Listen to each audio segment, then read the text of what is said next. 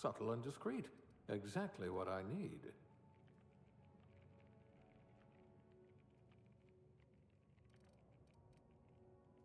You could make a vicar doubt the law.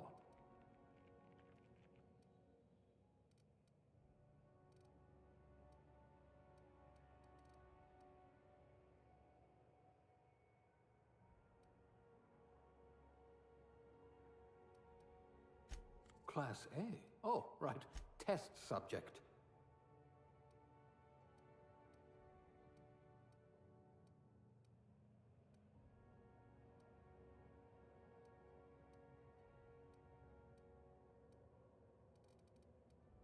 A lab spread, eh? Huh. We all start somewhere, I suppose.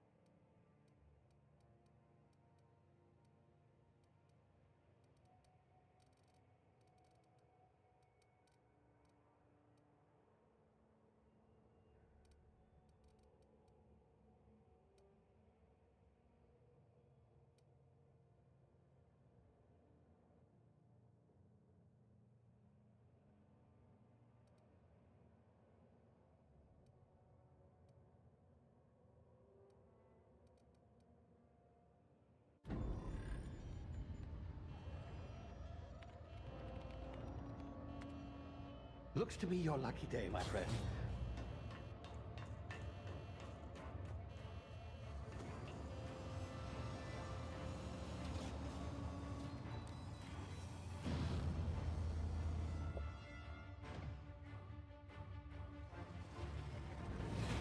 Please power down your engines and prepare to be... Not likely, bootlickers.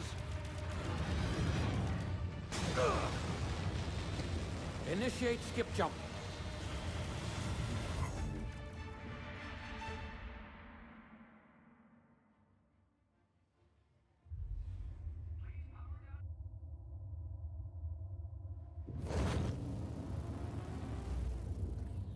Status. Structural integrity down 25%. Power levels down to 90%. Hip drive Shit. inoperable.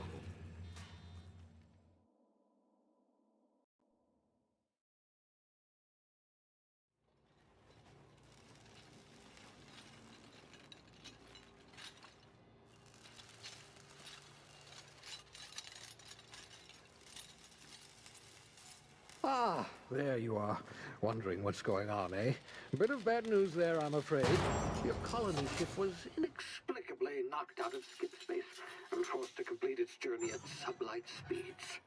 This means that you and every other colonist on the Hope have been in suspended animation for 70 years, give or take. Normally, reviving someone after so long leads to some quite horrifying results. It's called explosive cell death, but it's really more of a liquefaction. Something wrong?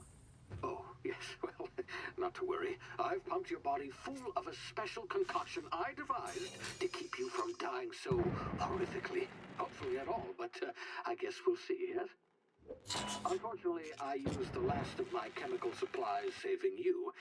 I know it's a lot to ask, but I must have your help securing more if we're to save the rest of your fellow colonists. I'd see it done myself, of course, but the board has a sizable bounty on my head. Now, my ship is inoperative, but I've managed to hire a smuggler to help you out. He'll be... Oh, I see we're in position. Good luck!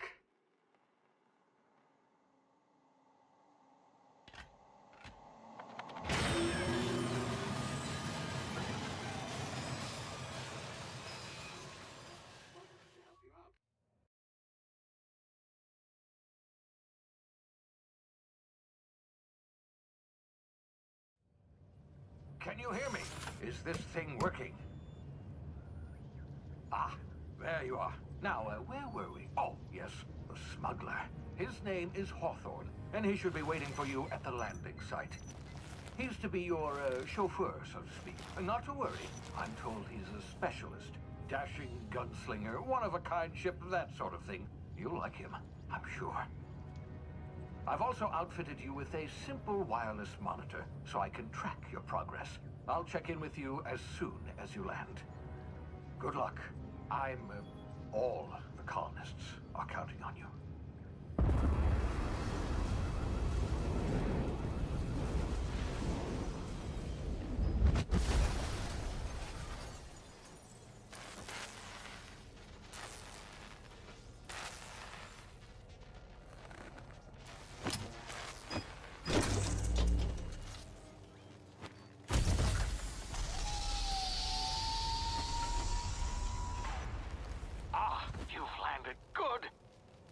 Hawthorne should be close by. What in law's name? Is that him? Oh, that idiot. I told him to plant the beacon and move away, not stand there holding it. Oh well, no sense in letting his ship go to waste. Hawthorne won't mind you taking his ship. Better you than the board, huh? Not sure I trusted the fellow. Might have gone after the bounty on my head. Shame about the whole squashing thing. Nasty way to go.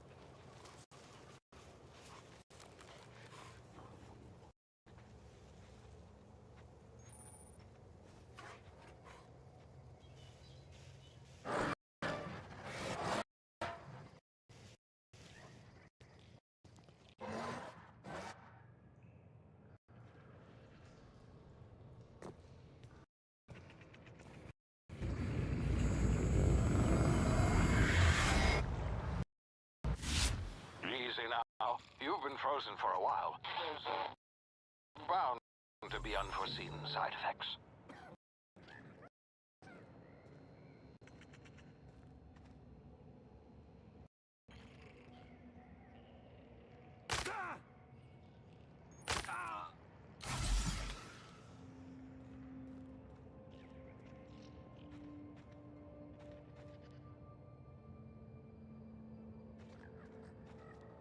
Hey, you, come here.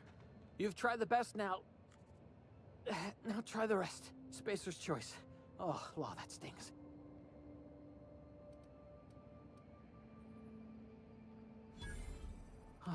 Looks like the bleeding stopped. I owe you one. Hope you don't mind me omitting this little exchange from my report. Spacer's Choice doesn't like us accepting outside help. We were out on patrol. I saw a marauder camp up in the hills. Thought I could take them. Then my gun misfired.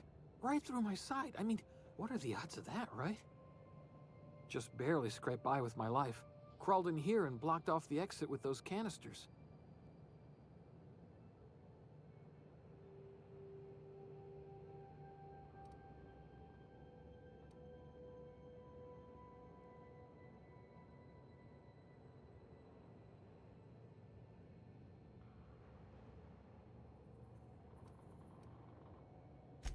Gibbering, flesh-eating, law-breaking, unemployed lunatics with guns. Some hullhead grounded their spacecraft out in the open. That's a real good way to attract marauders. See those canisters by the entrance? Marauders come sniffing around in here, and I can take them all out with a single shot. Not bad, huh?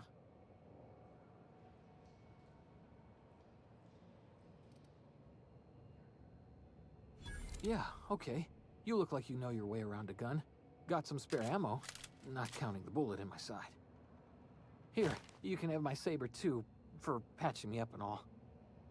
All Spacer's Choice weapons are now 30% less likely to malfunction. You've tried the best, now try the rest. Spacer's Choice. Yes, nailed it that time.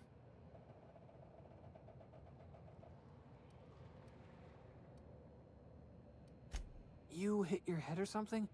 You're in Emerald Vale. We're a Spacer's Choice community. Edgewater's a little ways down. Prettiest place in the Vale. Be sure to stop by a provisioner's for a can of our famous salt tuna. The Hope? Is that some sort of fancy new drug? Are you with Auntie Cleo or something? Don't take this the wrong way or nothing, but I'm not allowed to fraternize with Cleo workers. Company policy.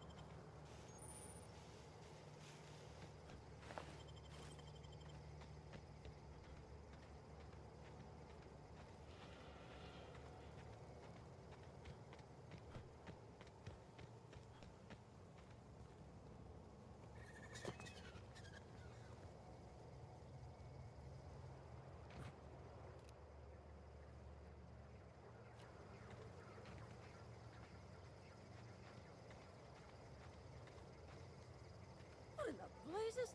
Where'd you come from? Don't know where you came from, stranger, but you best keep your head down. There's marauders hereabouts, and worse, landing violators. Gall on that rung leech. Landing in the Vale without using an official Spacer's Choice landing pad. I'd slap him with a fine if it weren't for all these marauders shambling about.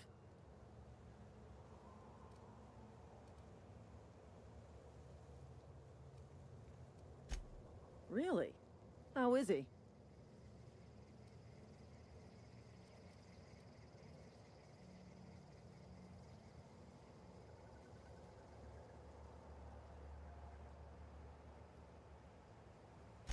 Of course I am. I'm a superior officer. Stands to reason, don't it? Just you watch. I'll cross these marauders off with a swift, cost-efficient fury that's made Spacer's Choice the most trusted brand in personal defense. I just, you know, need a couple of winks to catch my breath. Stretch my legs, son.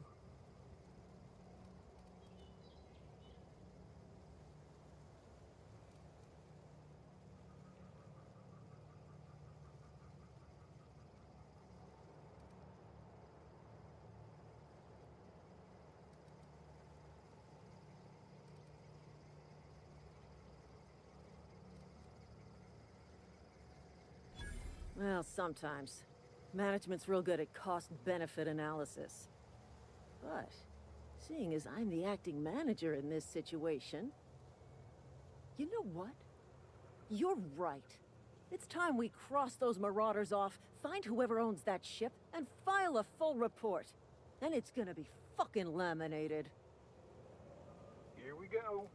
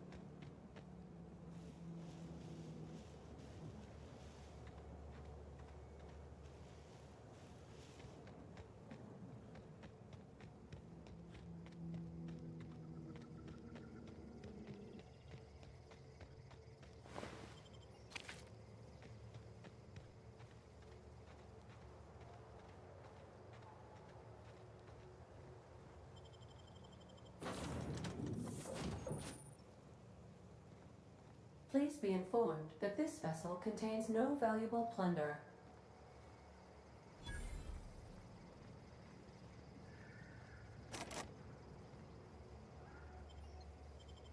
Marauder, please be informed that ignoring me is dangerous for your health.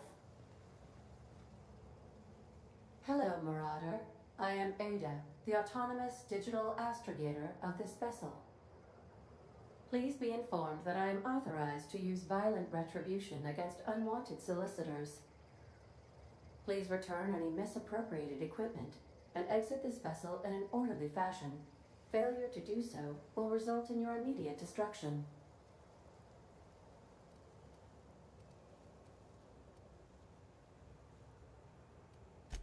Jettison procedures initiated. Disengaging airlocks.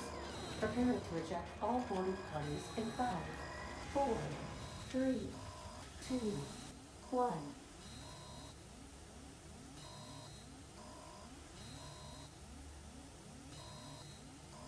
You are still here. My deception protocols have failed. I have been programmed to express disappointment.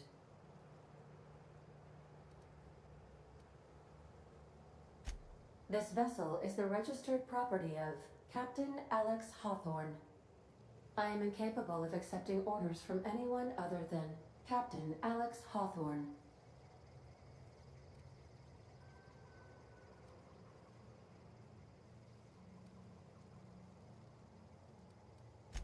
I deduce from the tone of your voice that Captain Hawthorne failed to meet you at the designated location.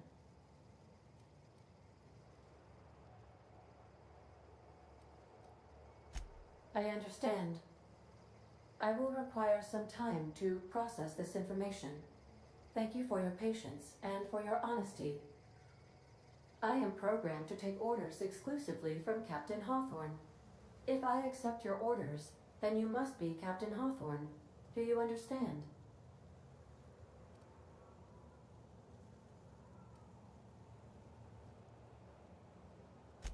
Well done, Captain Hawthorne. I see your powers of deductive reasoning remain intact. Unfortunately, our engine is currently inoperable. Our main drive suffered a critical power failure, and we were forced to make an emergency landing. The main drive's power regulator has been irreparably damaged and must be replaced.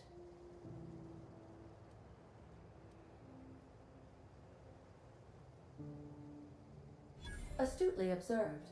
However, the probability of locating a power regulator within a worker settlement falls within acceptable parameters of certainty. High-capacity power regulators are sometimes employed in the electrical networks of worker settlements. I have taken the liberty of printing you a new Captain's Identity cartridge. Please try not to lose it this time. This cartridge identifies you, Alex Hawthorne, as the registered proprietor and captain of the Unreliable. Do you understand?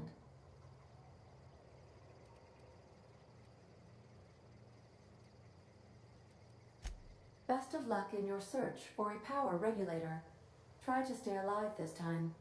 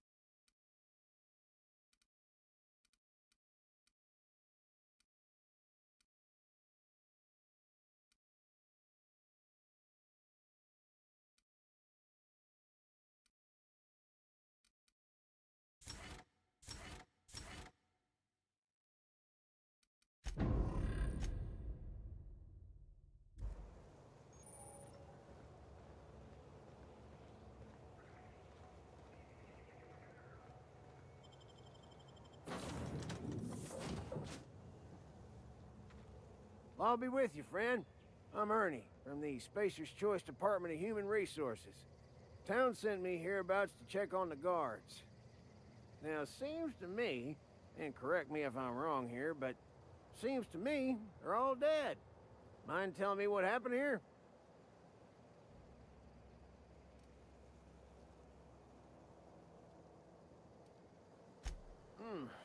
Altercation, you say? Yeah, shame as that goes. Spacer's Choice policy strictly prohibits dying during work hours. Guess I'd better get to cleaning up. Can't just leave company property scattered about, bleeding out on the dirt.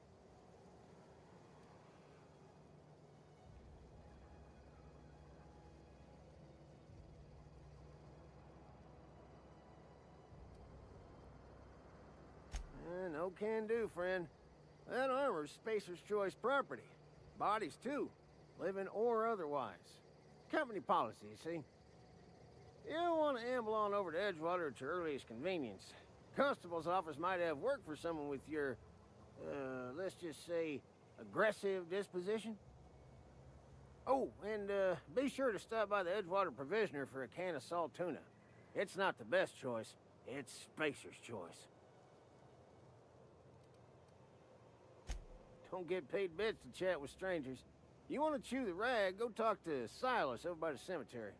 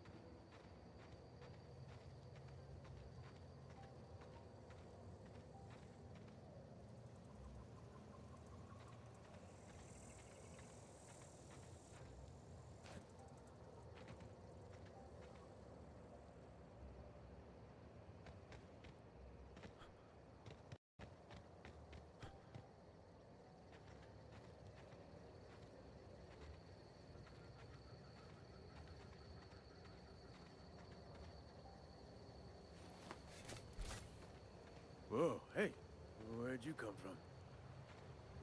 Don't go ambling out in those hills. That's marauder territory, friend.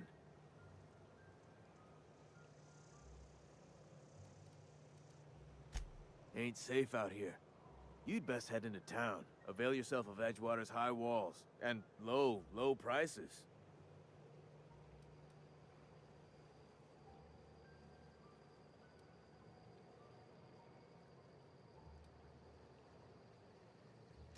I'm being vigilant. Don't want to get blindsided by some corpse-chewing marauder come stalking out the shadows.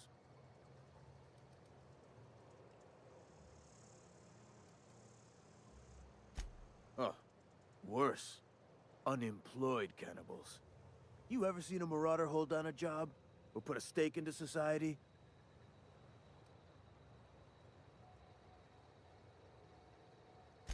Well, if you're gonna go headhunting, talk to Constable Reyes back in town.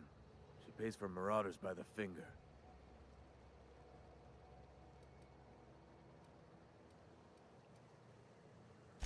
I am employed by the Retirement Department of Spacer's Choice. That's fancy talk for working in the cemetery. Name's Silas. Junior in humor for the town of Edgewater. We're all part of the Spacer's Choice family.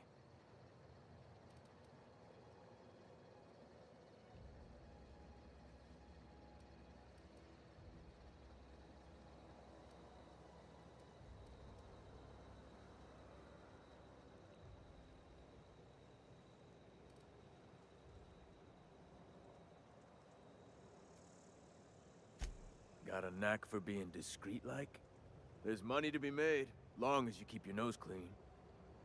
Edgewater is a company town, board-owned and operated. That includes the cemetery. None of us own our grave sites, we rent them from the company.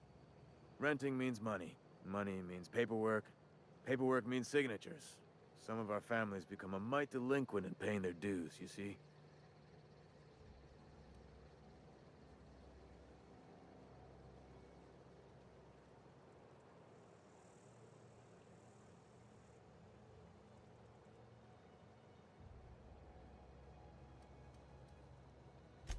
Quotas, mostly.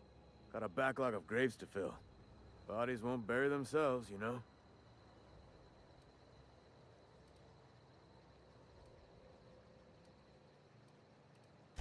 Four workers still haven't paid up. Phyllis, Conrad, Ludwig, and Martin Abernathy. He's a special case. You may want to twist his arm a little. He just is. Look, I don't want to get into it. Just make sure he pays up. Conrad's got a barbershop in town. Phyllis works at the cannery most hours. Abernathy... I ain't seen him in a few days. His domicile is near the cannery. You'll find him in town. All except Ludwig, that is. He's over by the landing pad.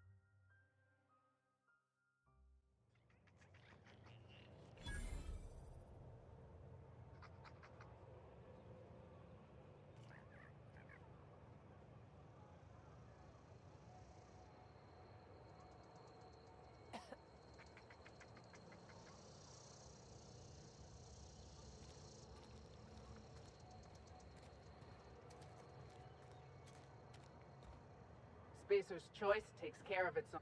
Keep your distance, friend. Sick house is no place for a traveler.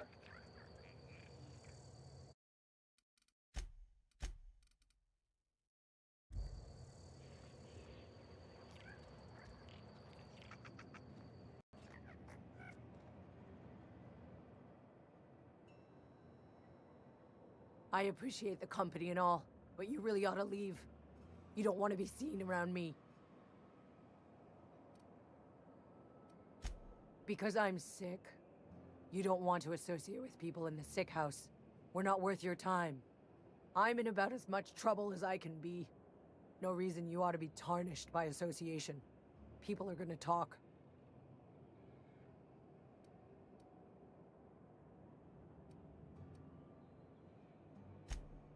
The walls talk, is all. We all got sights on each other. Any of us breaks company protocol, boss is gonna hear about it from 6 different mouths. Maybe you don't know this, but there's a real simple reason you don't talk to the plagued. You don't want what we've got.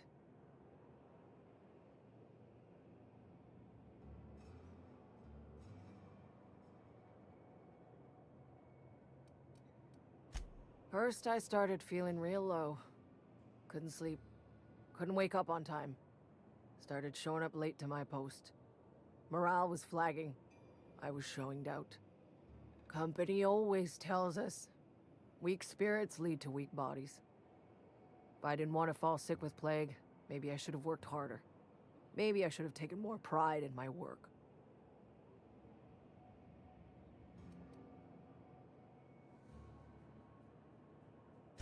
I'm glad you see things my way, and not for nothing. But I appreciate you giving me the time of day. I'm feeling a touch faint. If you don't mind, I'd like to be alone for a spell.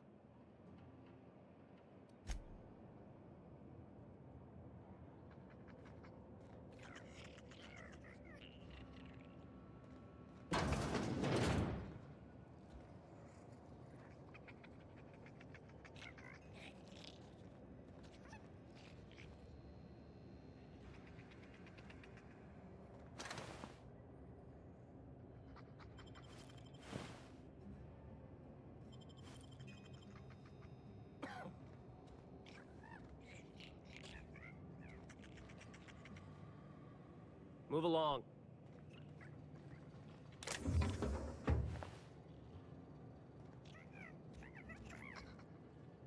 Hey. What? Open fire! Stay, put him down!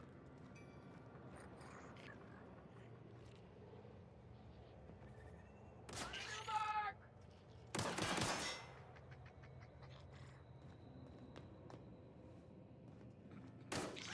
Waste of company ammo!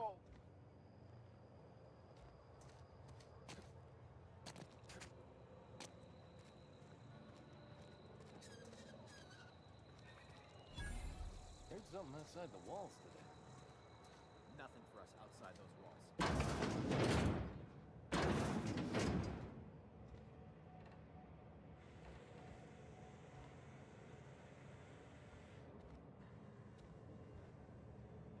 It's not the best choice, it's Spacer's choice. And before you ask, I'm all out of deluxe salt tuna.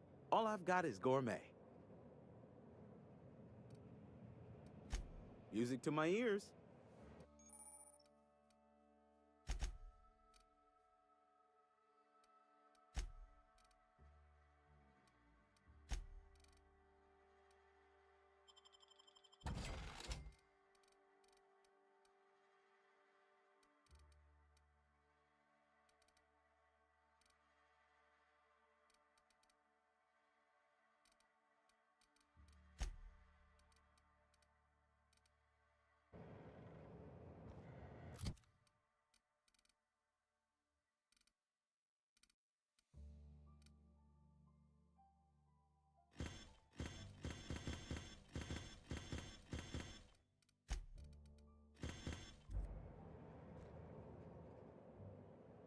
Spacer's Choice, the brand of choice for spacers on a budget. Music to my ears.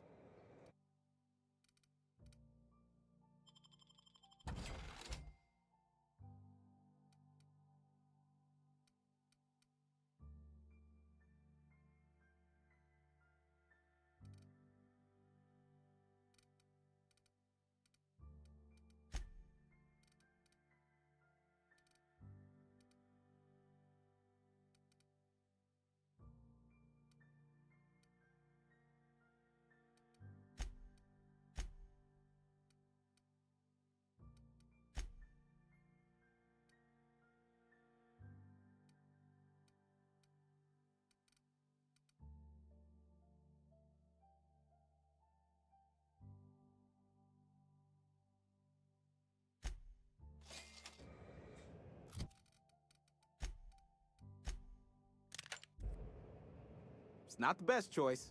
It's Spacer's choice. You ought to go have a talk with the boss, Reed Thompson. He's up in his tower above the cannery.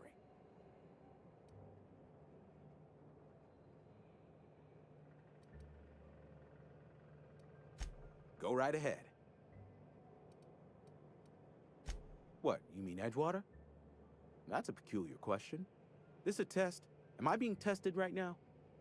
It's, fine and dandy. Couldn't be happier. Wouldn't want to spend my life working anywhere else. Prettiest little town on Terra 2.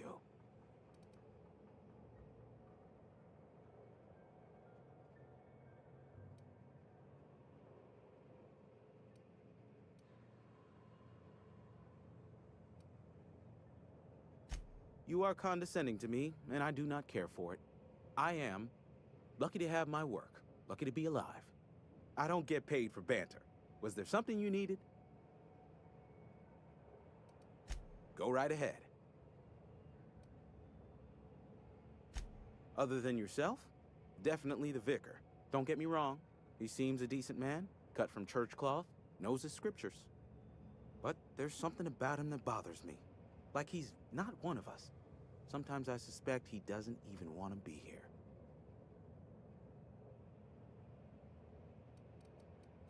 I'd keep a few paces between myself and Miss Holcomb, the town mechanic, since her dear father left the workforce. No ill intent in her, mind. Just a queer sort, restless, scatterbrained, inclined to do first and think after, if you take my meaning. Amelia. Definitely Amelia Kim. I advise against stepping foot in her drinking establishment altogether. Word is, they're gonna replace her with an auto-mechanical barkeep. She's... what's the word? Obsolete. You don't want to associate yourself with that kind of person.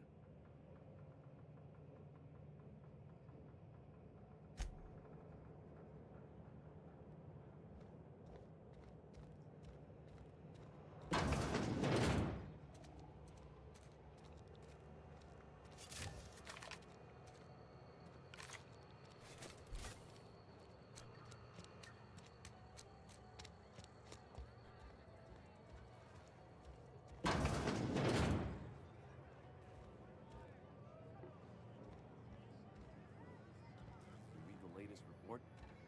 Only the part that said we ain't exploded. If only McDevitt's folk hadn't abandoned us. Cannery could use those extra hands. Nothing we can do about that. Sure there is. We can have another zero-G.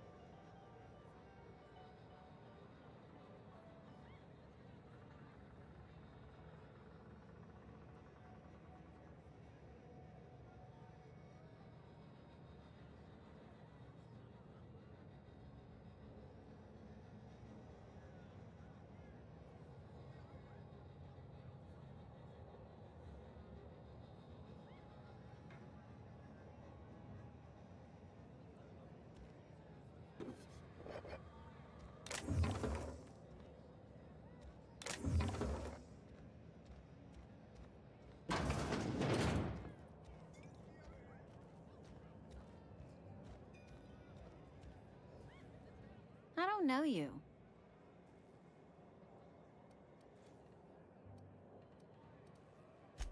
Amelia Kim, Spacer's Choice Beverage Dispenser. I don't know what you're about, but this here's a Spacer's Choice drinking establishment. We're all loyal, hard-working company folk here.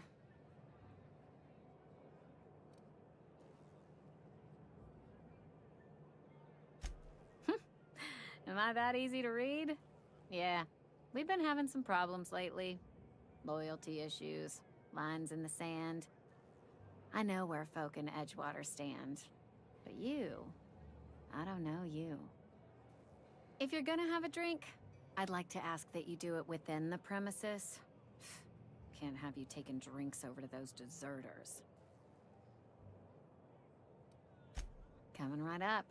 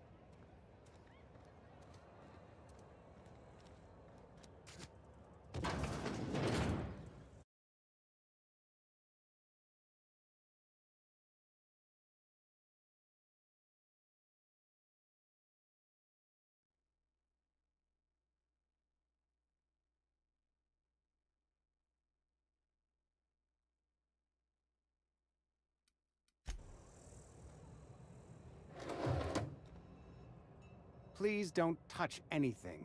Your hands are probably crawling with germs. Physical hygiene recapitulates moral hygiene. Cleanliness is next to lawfulness.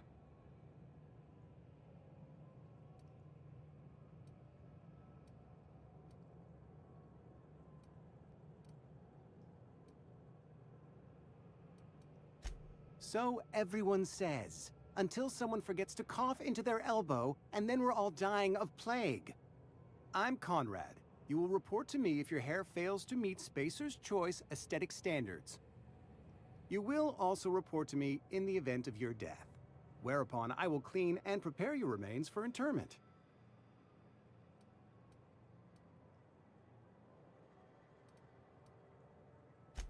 Burial, in the unfortunate event of a fatality. It's what a barber does. We make you presentable.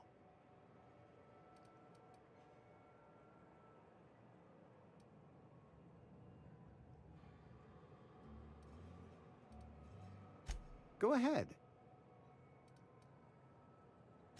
Edgewater has been good to me. I consider myself privileged to work here. I am never wanting for work, not since the plague started. The plague's come at us with a vengeance this year. Lost 6 workers in as many months. I wouldn't call them good workers, mind you. If they were any good, they'd have been treated. Still, it is a shame.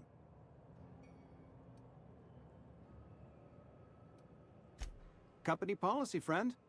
We don't have enough medicine to treat all of us, so we treat the best among us.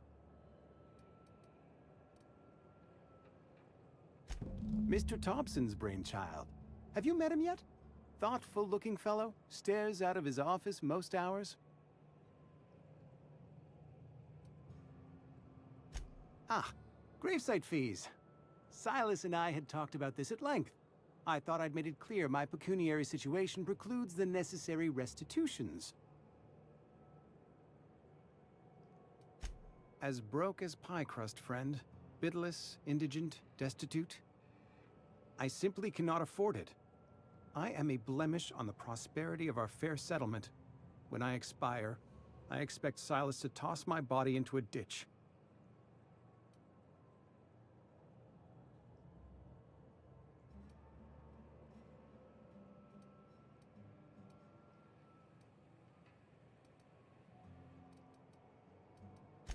With what? My own blood? Tell Silas I can't afford to pay, and that I fully expect to have my medical rights revoked for this dereliction. With my apologies.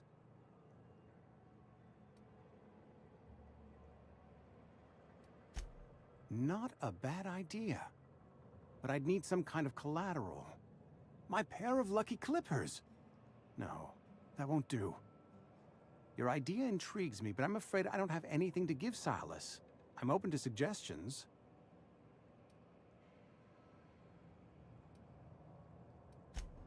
Much obliged.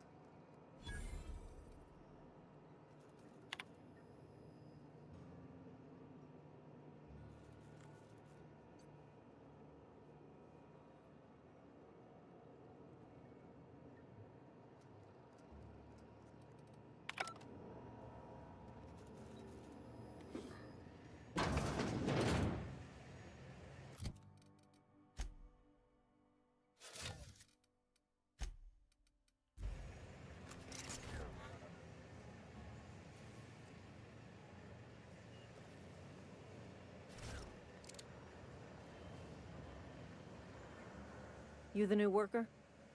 Whatever. Make it quick, Tenderfoot. I'm busy.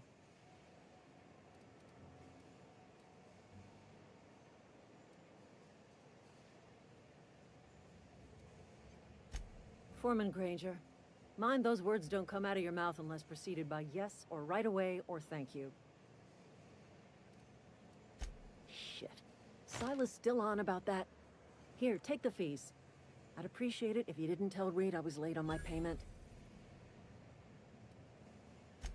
Because they're not my fees and not my gravesite. Guy I worked with shot himself. I paid the bill.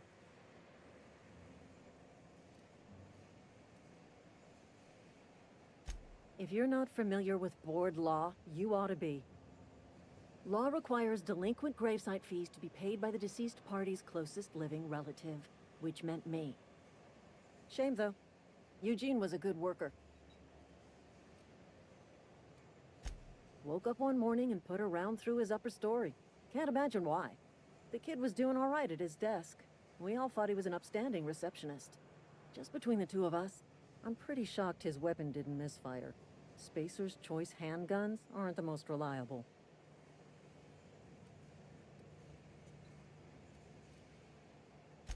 Eugene wasn't family.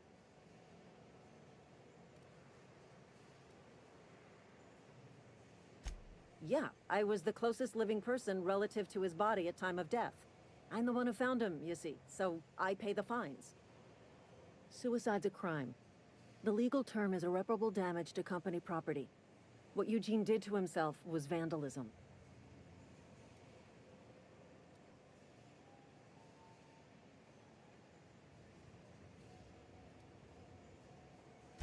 First of all, that's a horrible thing to say. Secondly, yes, we did.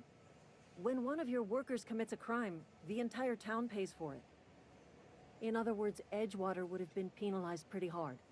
Whatever Eugene was worth as an asset, we would have had to pay out of pocket to Spacer's Choice.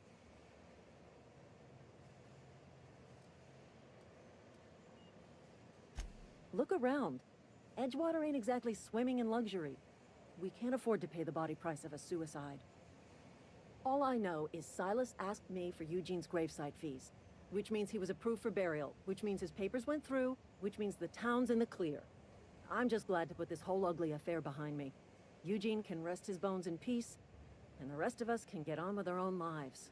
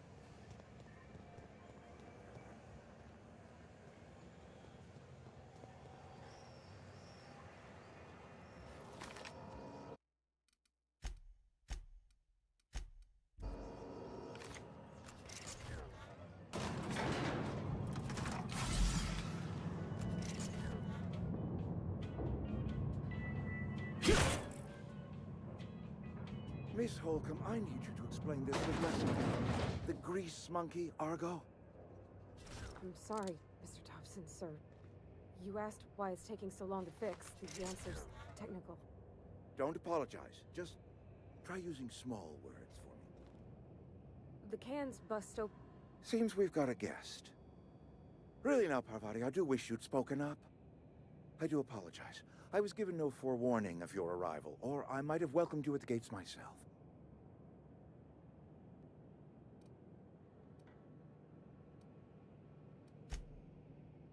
You were saying, Miss Holcomb. It's just what Bess needs is a proper refurbish. I can bandage her up and what all, but she's just old. Sorry, I'm sorry. I'll do better. And I do wish you'd stop referring to our cannery as Bess. Personification of company property is strictly contrary to the Spacer's Choice Code of Conduct. My apologies. I am not in the habit of allowing my guests to witness such a row. Now, what can I do for you?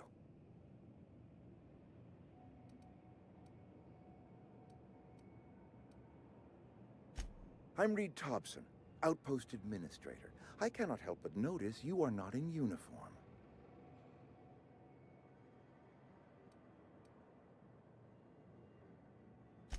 Shirt, pants, work boots, company-approved colors. The, honorable apparel of a loyal worker?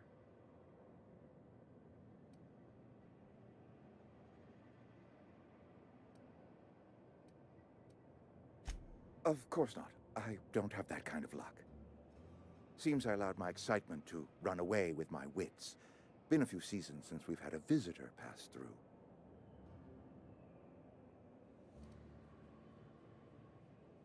I understand. Your business is your own. Nonetheless, you are welcome in our little outpost. Outsiders are a rare sight in the Vale.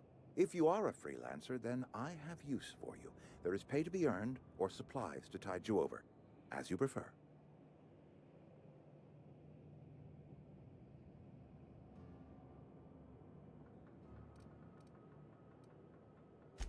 Only regulator we got is hooked up to the town transformer. Mr. Thompson ain't liable to be keen on dismantling it. I beg your pardon. I am most emphatically not keen on any such thing. I can't let you have our power regulator. But I happen to know of another one. And I happen to know exactly how you may retrieve it without frying yourself in the process.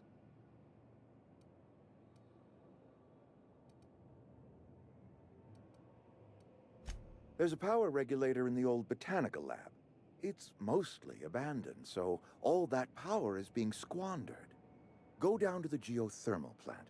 Reroute power from the botanical district over to us. Once their power's shut down, you can have their regulator and be along on your way.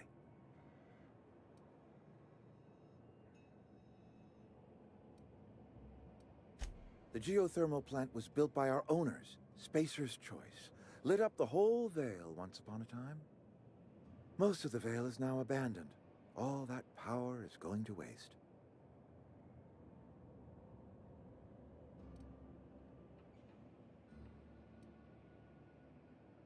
We could use the power. Cannery's been struggling. If we don't ramp up productivity, the company might cut us loose.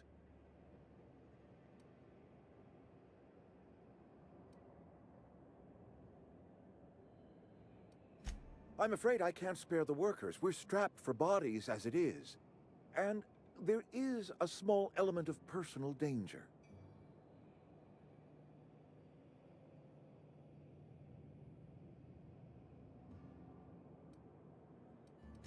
Marauders. Bloodthirsty lunatics, a lot of them.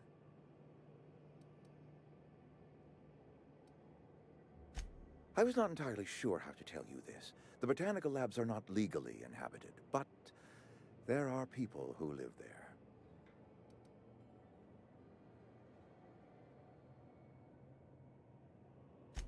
No, I do not imagine they will be pleased. But like a parent disciplining an unruly child, you will be doing them a kindness. The people living in the botanical labs, they're deserters, former workers. I need them back at their posts. I need them to come home.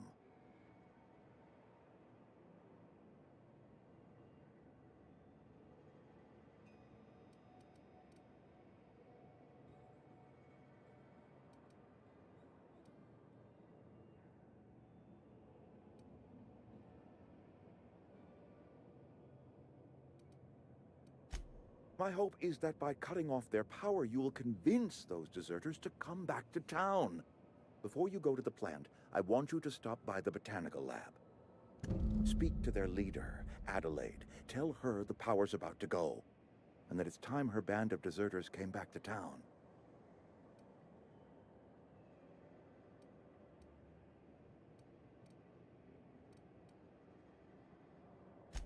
Of course, I understand completely.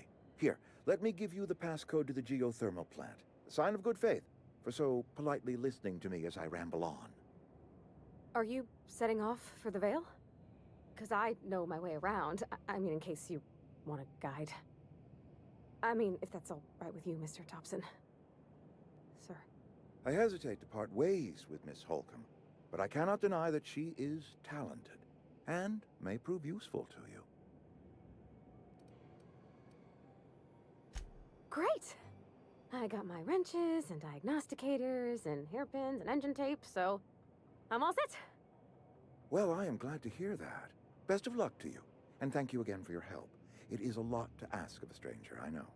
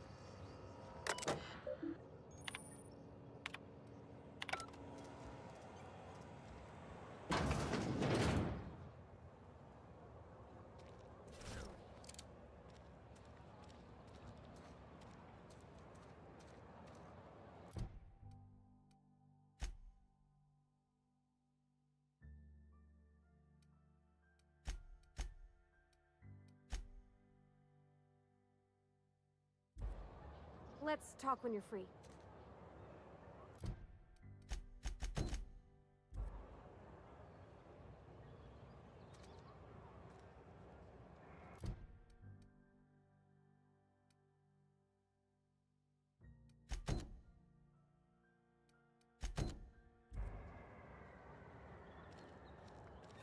Hey, you hear about Wilson?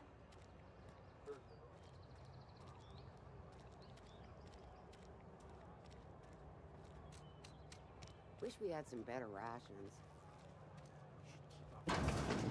Yes, Mr. Thompson. I'm fine, Mr. Thompson. Never... Whoa, did Mr. Thompson send you? Well, you tell Mr. Thompson I'll be right at my post. Tomorrow. Bright and early tomorrow. Because I'm definitely not plagued. As spry as a spring chicken. That's old Abernathy.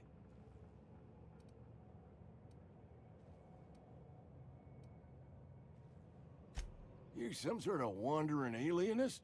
Walking into a man's own domicile, pestering him about his mental state?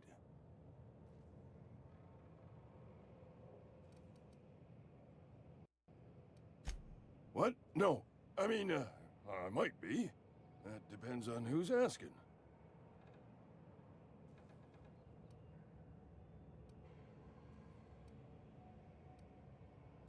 Silas knows, doesn't he? That's why he sent you.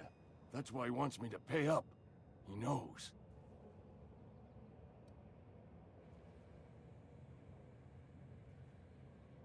Sounds like he's already told you. You may as well hear it from me. I'm dying. I'm not long for this world. The date of my expiration is fast approaching. And soon I shall be ushered through the great cannery in the skies. Don't say that, Mr. Abernathy. You still got a couple decades in you. I'd steer clear, Ms. Holcomb. My affliction's bound to be contagious. It's plague. Has to be. Silas knows. He knows I got one foot in my grave, and now he wants to charge me for the other one.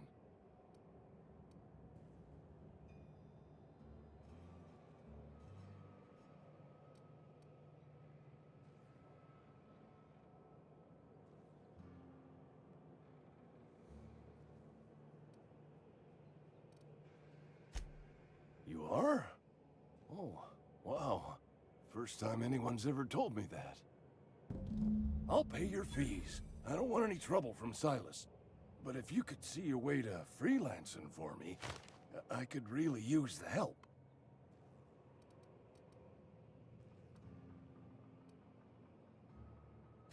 There's a cache of anthracillin tucked away in the old community center. Powerful stuff. Stronger than what we got, anyway. I need you to break in, nab that medicine, and bring it back to me.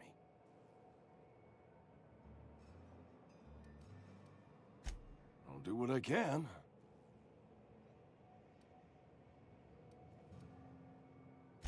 I tried medicating myself with adrenatime.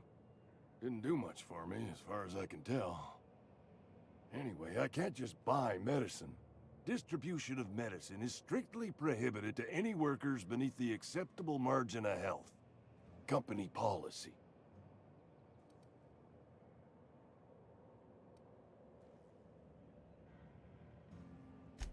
More like the company won't treat me because I'm not healthy enough. You will not find any guards within sight of that old place. Marauders, on the other hand.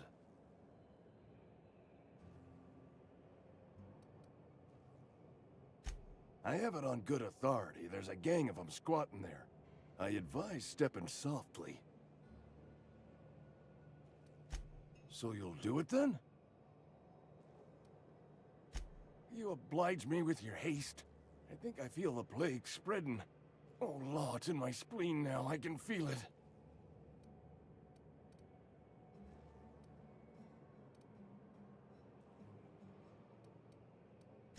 Just keep your head down when you're in there. Marauders have taken over. Probably tracking mud all over the archives.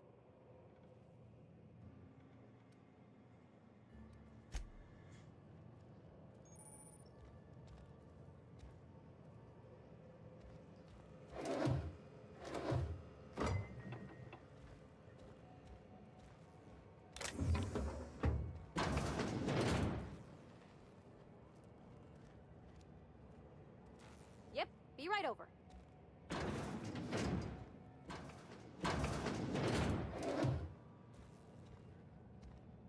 Be right there. On my way. Sure.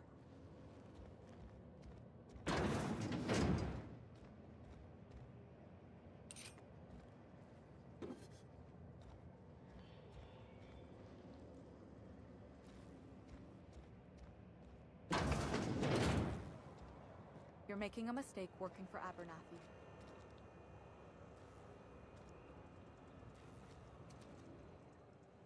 Excuse me. I'm Esther Blaine, Spacer's Choice Actuary. I overheard your talk with Abernathy. I hope you're not thinking about getting him that medicine. Abernathy is a well-known hypochondriac. Anthracillin is wasted on him. You're better off selling it to me instead.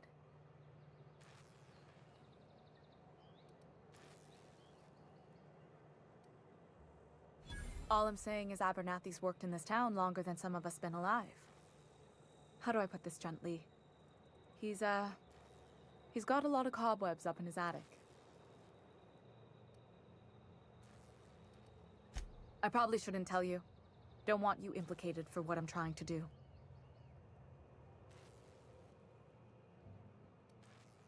All right, here's a summary. A lot of sick people in this town, and we don't have the medicine to treat them all. Can't reach out to corporate without crossing a river of red tape, so I'm reaching out to you.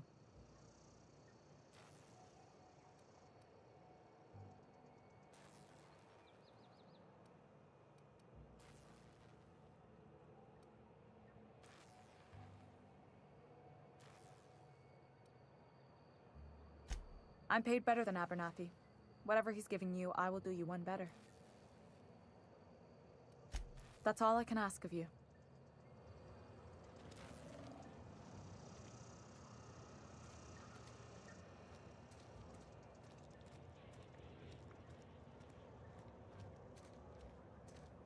Oh, I cut my own hair. But Conrad sells real good disinfectant. Sorry. You just want to get out of here. And you likely don't want to tag along like me. It's just... Mr. Thompson has his own view on matters, on account of it's his job and what all, but that's not the only side of the tale.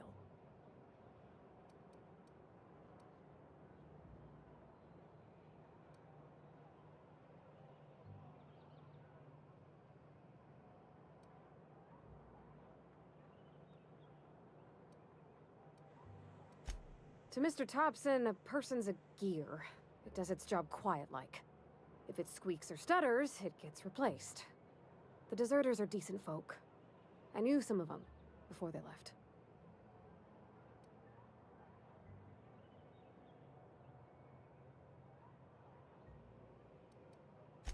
Miss McDevitt? Oh, gosh, no. She was a real important person. A flavorist. Made all the food taste decent. She used to work up in the big office with Mr. Thompson. Alls I know is she left after her son died. It was a real big to-do. I could hear them both yelling clear from my own place.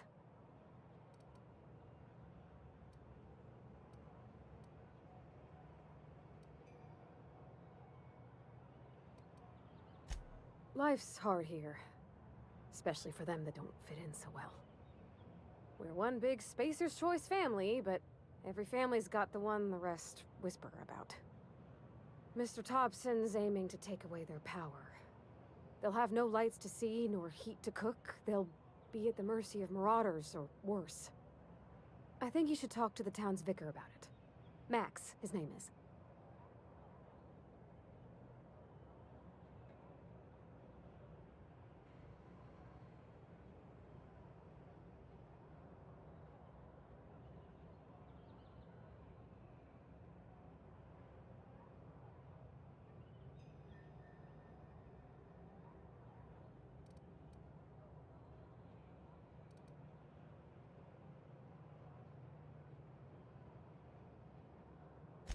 Thanks, mister. I just think when you gotta make a decision that'll hurt somebody, it's best to think on the right and wrong of it. That's what my dad used to say anyways. What can I do for you?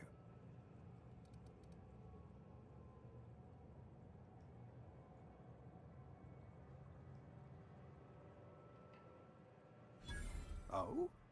Am I in the company of a fellow doctor?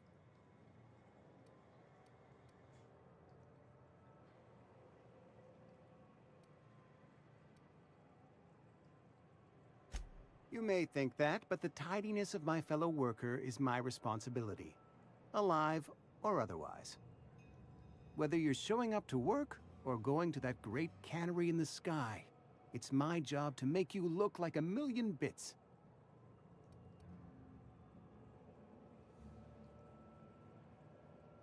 You know about Eugene? How?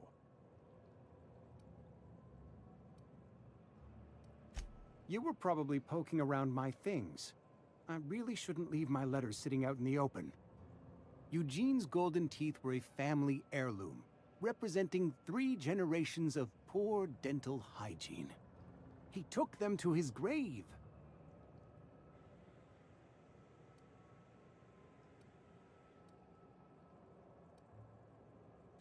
That's unthinkable. Eugene's body and all rare earth minerals contained therein are solely the property of Spacer's Choice. I can't ask Silas to dig up a man's body and pry a few teeth loose from his jaw just to pay my bills. Can I? Are you asking rhetorically? Because if you're being serious... Ugh, gross. Desperate measures, Miss Holcomb. Desperate measures. I'm going to have to ask Silas to dig up those teeth. It's the only way I'm paying my gravesite fees.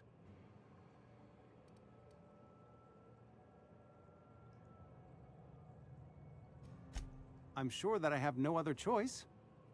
Here you are. Gravesite papers affixed with my signature and an IOU.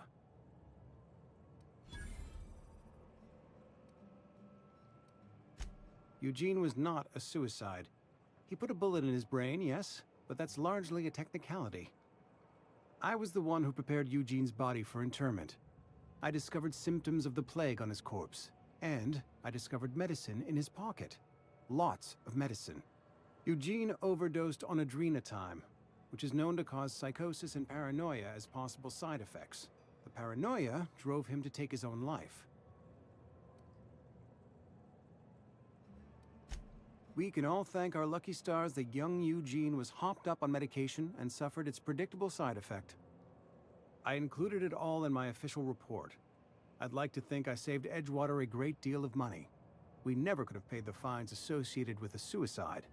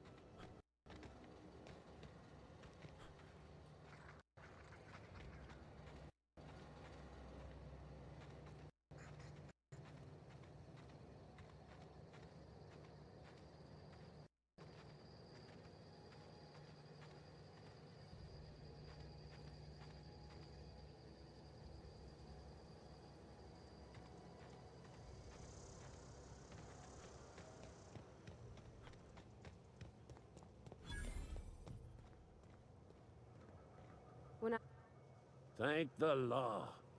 I've been requisitioning backup for months. Guess the boss finally came to his senses. You ever swung a truncheon? Let me see your rifling stance. I want to make sure you're up to snuff.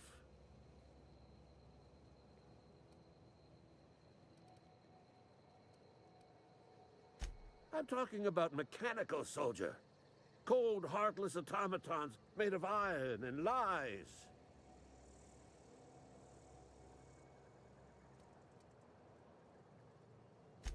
Just my luck. I ask for backup and the boss sends me one of them simple folk. All right. Listen real close. Auto-mechanicals. Creatures forged in the fires of malevolence. I seen them over by the old power plant. Clattering about, firing at the birds, orchestrating their uprising.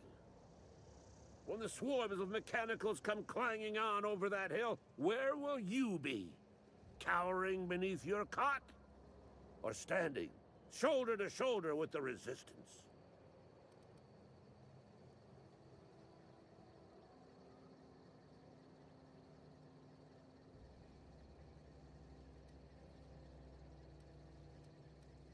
I've been gathering up a war chest over the years. Saw tuna cans, mostly, some Spacer's chaw, few bit cards. I'll reward you for your aid.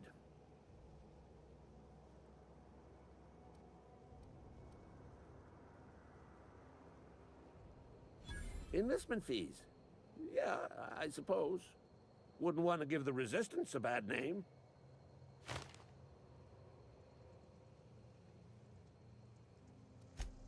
They have sent a scout, prowling around the junkyard just behind our beloved town.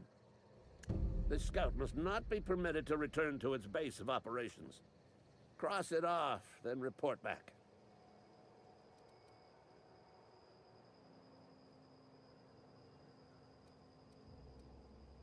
I told Silas I'd pay my dues if he agreed to join the resistance. Guess this means he's finally heard the calling.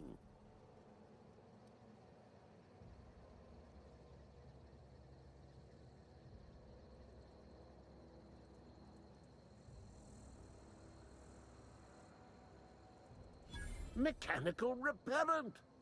A stroke of inspiration from the law itself. Here, I've been saving up a couple bits for just such a project. Go on.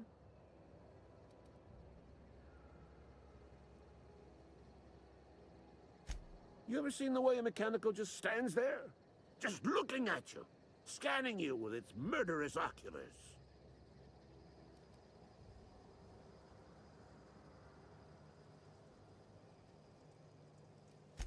Mechanicals have been programmed to eliminate the human race. They've been programmed to replace us. First, they will rob us of our jobs. And once they have taken away our livelihoods, they will take away our very lives.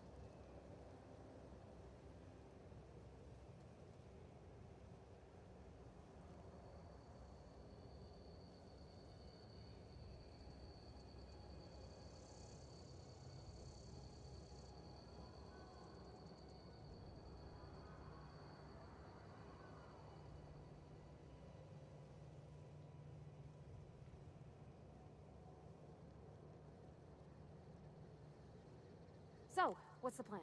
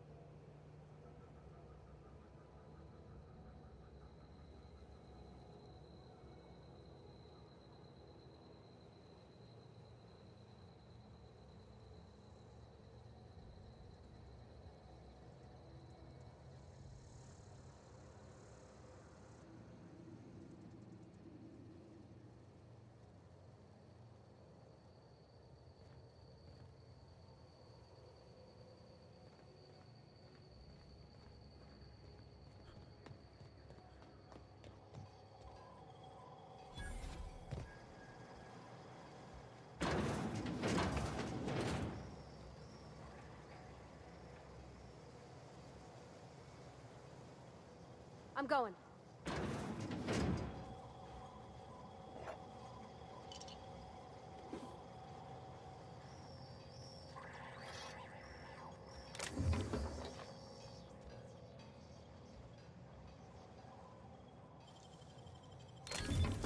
Nice.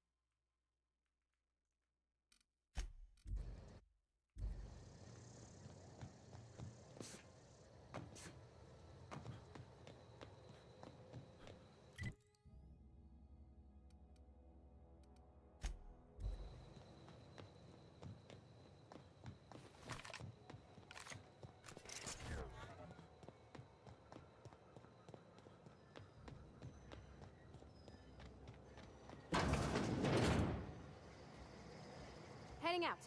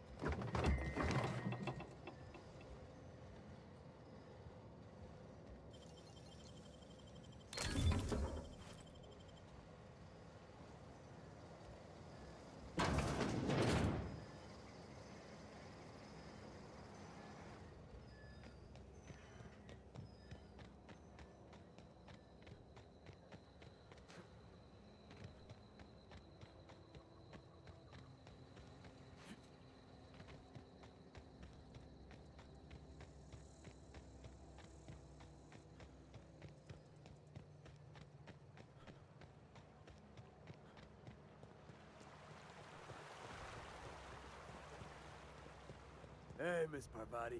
Lovely to see you about, Miss Parvati. Things going all right, Silas? Been keeping him careful and true, miss. Best to ask her yourself. My dad's buried here. Silas watches over him when I can't leave the house. Oh. Well, thanks. Something I can do for you?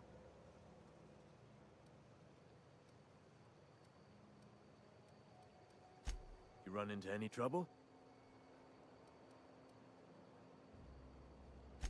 Reliable work from a freelancer. That's gonna take some getting used to.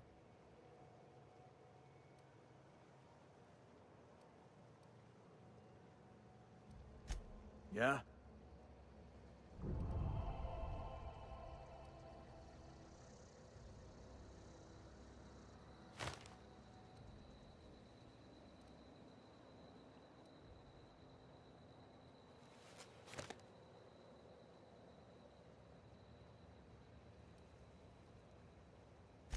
The colony ship? Are you talking about that old rumor? Some great big starship packed full of colonists what got lost in the aether never to be found again? Ain't heard that one since I was but a stripling. Can't say it was terribly convincing far as rumors go. There a reason you asking?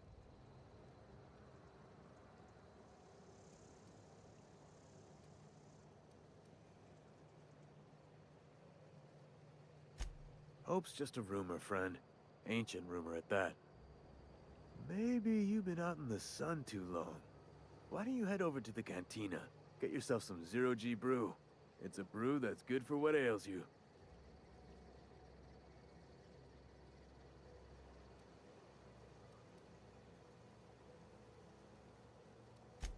Something I can do for you? Yeah? What about him?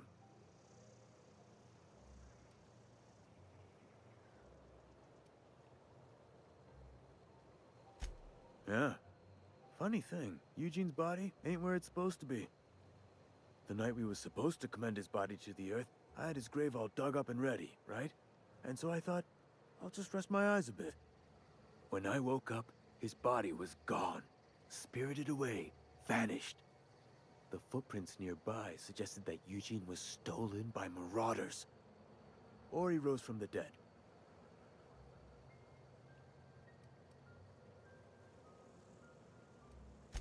Let me know if you find anything.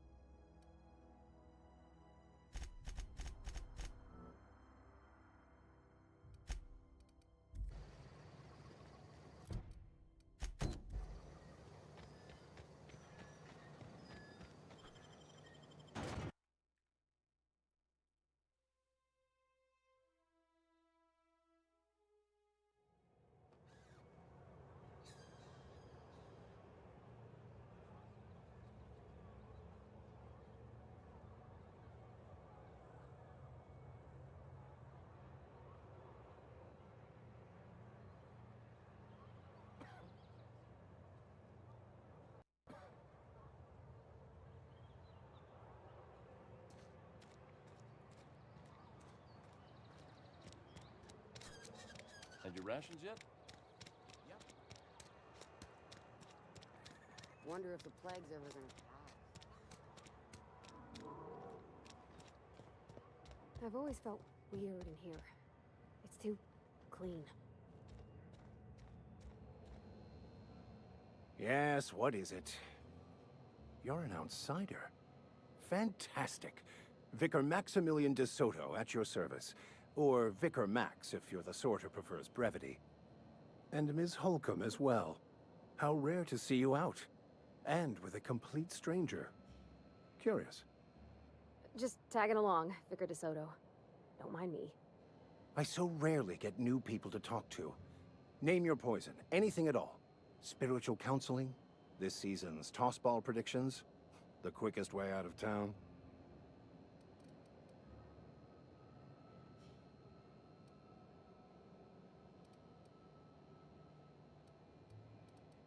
But what? I thought you would talk to him. You wanted to speak to me, Ms. Holcomb? Every time I've tried to engage you in conversation, you look at the floor, answer in single words, and slink away. I can't imagine what would be so grave as to drive her to my mission. What has Mr. Thompson asked you to do?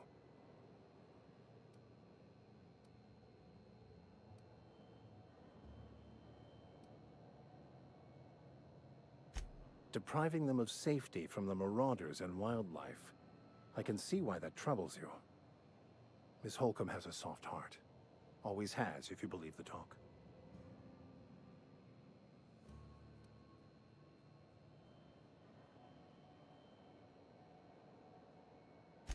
They rejected the order of society and live beyond the walls so thoughtfully provided by our Spacer's Choice patrons. Does that strike you as a responsible life choice?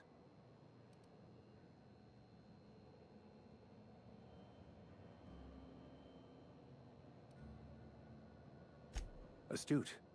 But I am here, not in the deserter camp. So that's not a variable I can account for. Assuming your goal is to save as many as possible, then you should bring everyone together.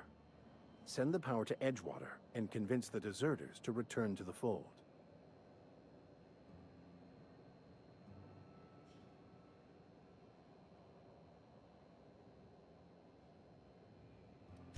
Not if things are left to stand as they are. If you don't mind a bit of unsolicited advice, be cautious on your way to the geothermal plant. It is not as safe as you might assume.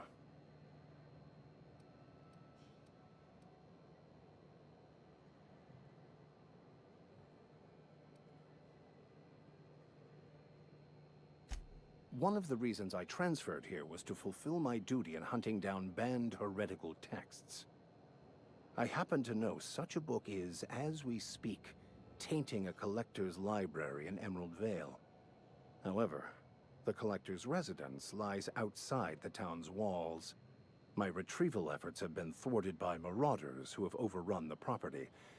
Should you fare better than me, I'd pay a handsome sum for the book.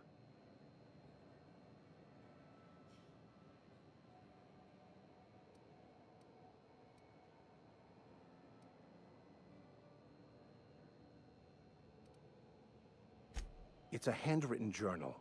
A faded blue cover with the name M. Bakonu handwritten in the lower corner. I'll mark where I saw it on your map. Assuming you're serious? Thank you. If you retrieve it, you can always find me here.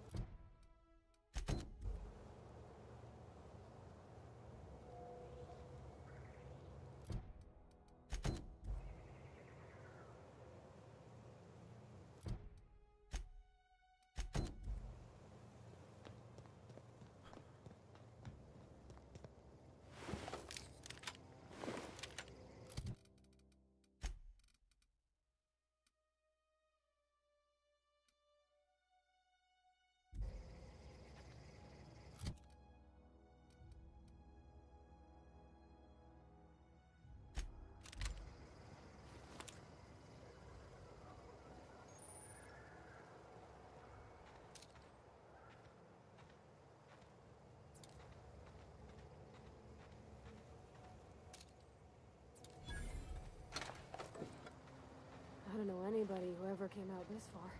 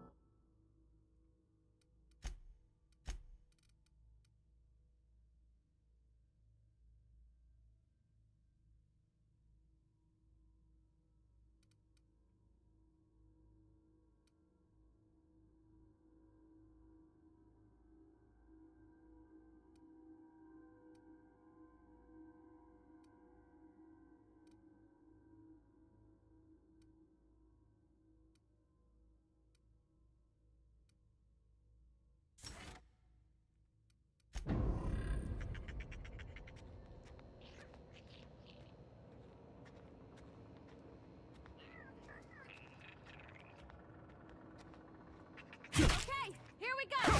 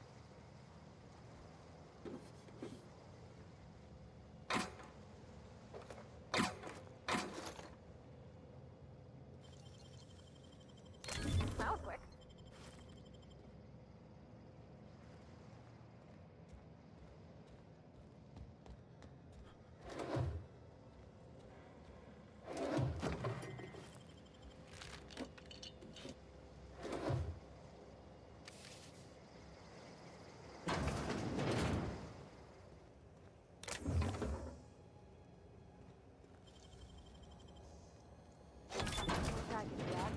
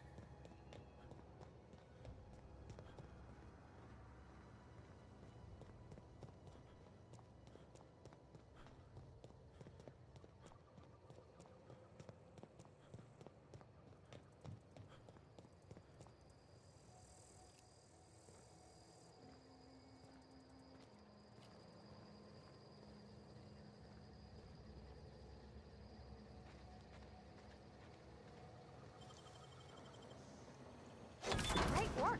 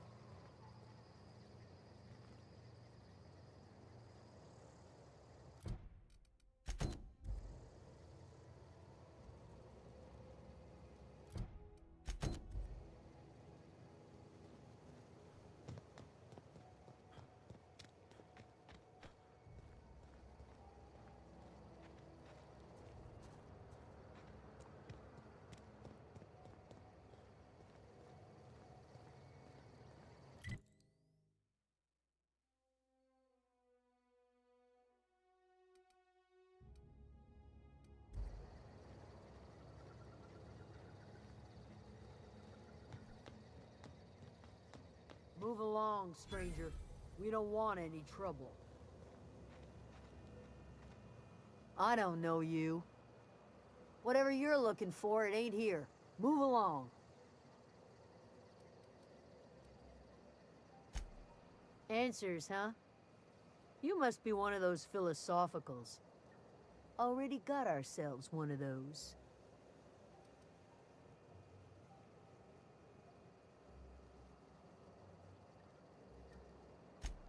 A geo what? Look, plants ain't my purview. You're better off asking after Adelaide. If you're gonna start wandering around my camp, know that I got my sights on you.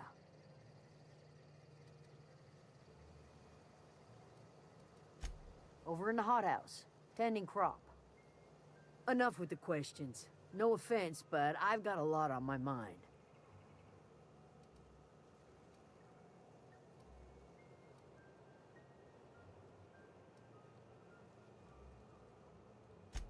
Well, look at you, buzzing around the Aether with your very own ship. Rest of us gotta make do with the ground at our feet. No, I'm sorry. That was unworthy of me. Lady named Zoe went missing some nights ago. Just up and vanished without a trace.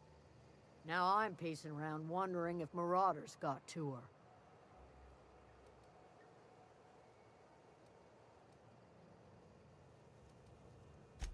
It's not like Zoe to go wandering. Figured she might be out scavenging, but that ain't exactly her talent. Can't imagine where she's gone. Vale's a wide place. She could be anywhere.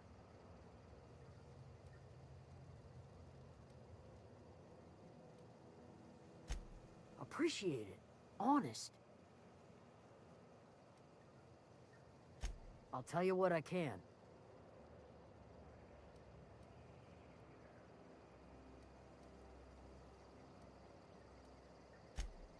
Vex me. If she told anybody, they ain't telling me. I'd check her room, but I got yelled at for snooping once already.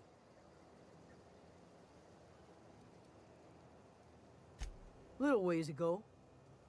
She was always obsessing over her serial dramas. Wanted to see what the fuss was about.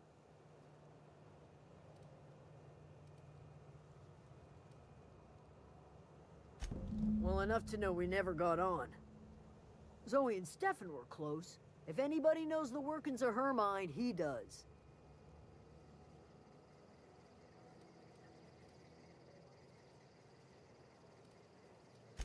She was lazy and thoughtless, but she's still one of our own.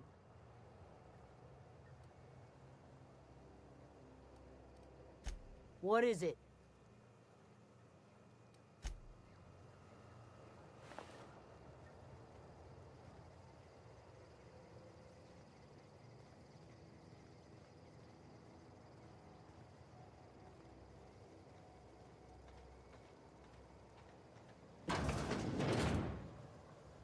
Keep your wits about you, friend.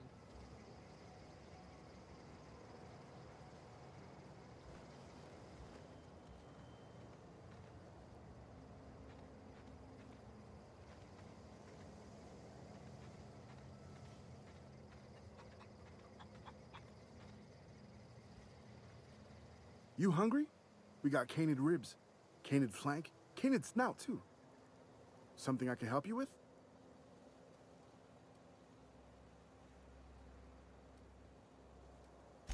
You mean Zoe? Yeah, we were pretty close. Not like her to go loping off. Zoe and I were gonna watch the serials, as is our custom. She never turned up. I looked around, but she was nowhere to be found. You sound like some type of corporate fixer asking all these questions. Zoe was always obsessed with this serial. Masked Marketeer. A scion of Byzantium turns to banditry and teaches his marauder companions the wisdom of free market economics. Shame she up and vanished when she did. I had a surprise lined up for her.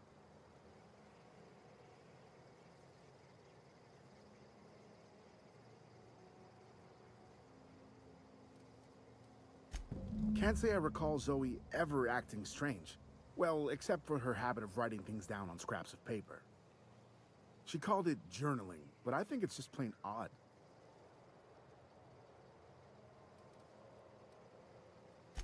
Hey, I got time. I'll help if I can. The other day, I got my hands on a genuine copy of the latest Masked Marketeer. I was gonna surprise Zoe with it, but she was gone the next day.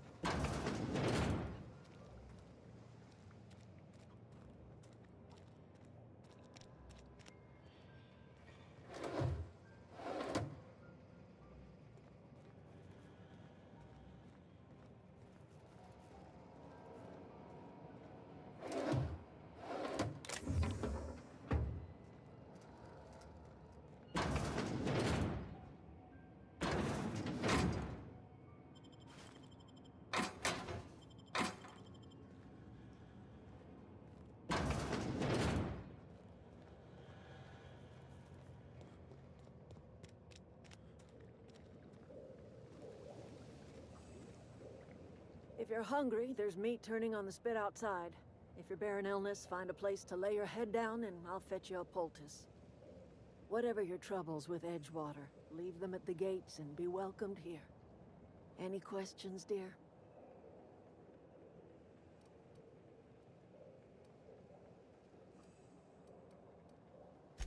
I have been called that, among other things. Green Thumb, grandmother, the strange old lady who keeps flowers. But yes, Adelaide will do just fine. Excuse me, Miss McDevitt? Sorry, it's just... You got such pretty trees in here. Why, thank you. You're Robert's girl, aren't you? I remember when you were but a sprout. Thomas speaks of you often. Are you staying long? You should try some of my tobaccorn tea. I brew it in an old spittoon, but it's been cleaned.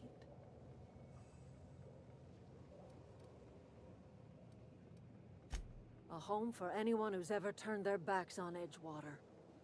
A home for those of us with nowhere left to go and nothing to lose. So, like the spores of the puffball, cast on the wind and alighting on fresh soil, we put down new roots. It is an unpleasant story, dear. But the short of it is that sometimes one wakes up and realizes the place that was once her home for much of her life has changed. The home in which we spent our lives has left us behind, and so we must move on. And that is as much as I will say on the subject. No, dear. The garden belongs to us all. Life is the gift of the universe, and the universe yields its bounty equally, absent of prejudice.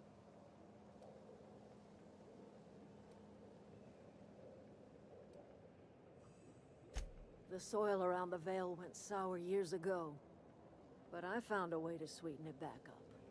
The secret recipe is a little bit of elbow grease, a dash of love, and a heaping pile of special fertilizer. Reed Thompson, you here on behalf of that cold-eyed reptile? Let's hear it. What's Reed's idea of peace, then?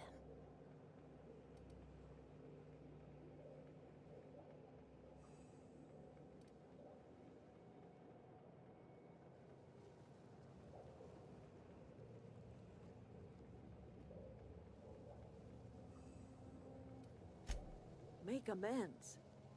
Spare me. Only thing Reed knows how to make is a mess. Like everything else that comes out of Edgewater, that peace offering is canned. I and my own are living just fine out here by ourselves.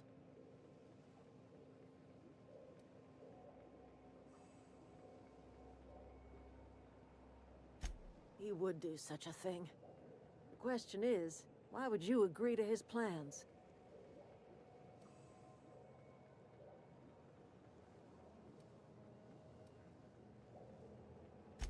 Cannery's got a regulator. You want ship parts, you ought to rip them out of the cannery's guts and leave us be. If you're going down to the plant, you should divert power away from Edgewater and toward our end of the grid. Think about it.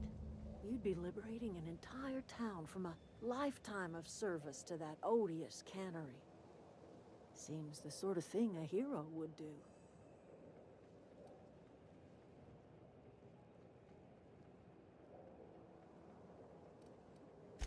I trust you will listen to your conscience.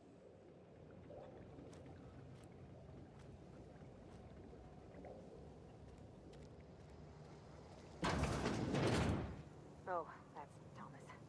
He used to follow me around before he left the cannery.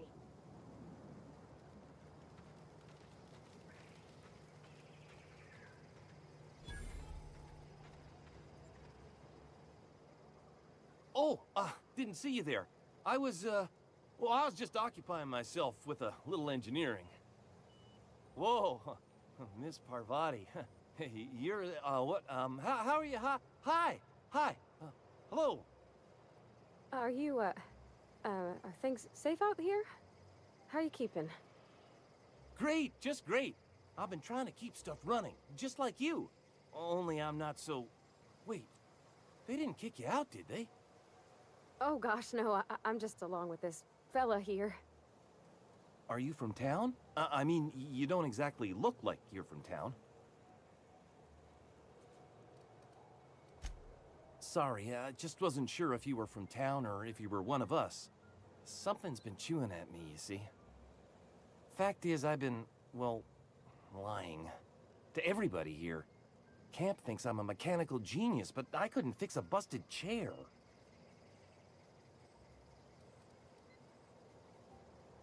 I'll take all the help I can get. I set my mind to learning the craft of the engineer, you see. I want to make something of myself. You ever heard of the Young Spacer's Guide to Mechanical Engineering? Comes in a set of 3. If I had my hands on one of those data pads, I could teach myself the ins and outs. Those are good. My dad kept a copy with him when he was working in the cannery. I know the old community center kept a copy. Should find another one back in town. If you could find me even one of those pads, I'd be greatly obliged.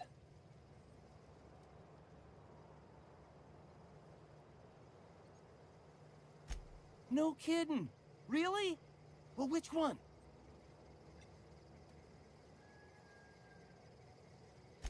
Ain't that just ironical? If I'd worked a little longer back at the cannery, I might have found this myself. I appreciate you going through all that trouble. In fact, I put aside something special, on the off chance that somebody'd search out those data pads for me. Sure, I'd be glad to take them off your hands. What's on your mind? Couple months. This camp's my home. People you see milling about, they're my family. At least I think of them that way. I owe them my life. Would have died in the wilderness if they hadn't chanced upon me, starving and delirious.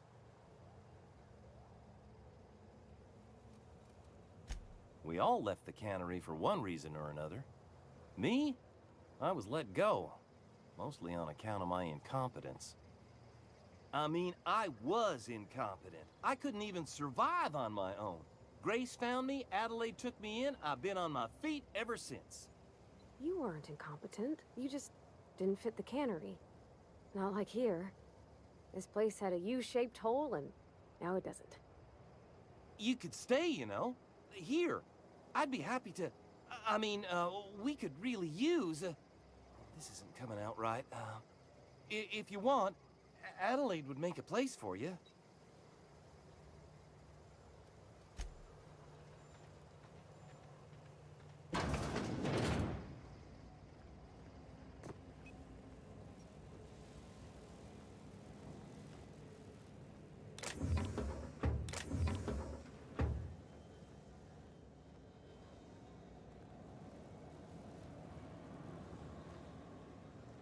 All right, I'm on the move.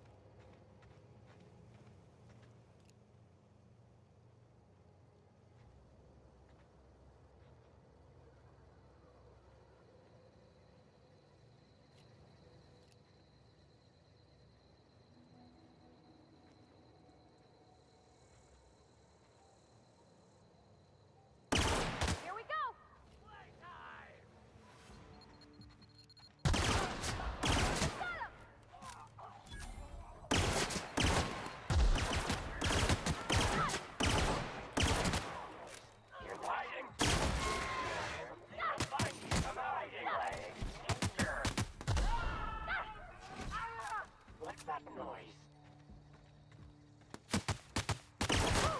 We may.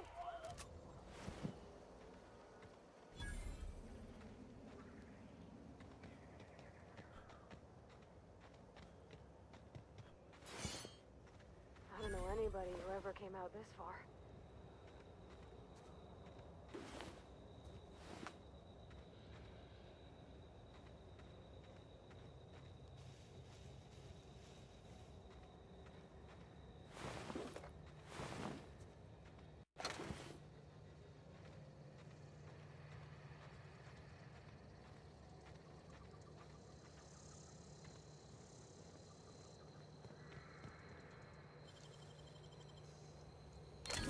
Done.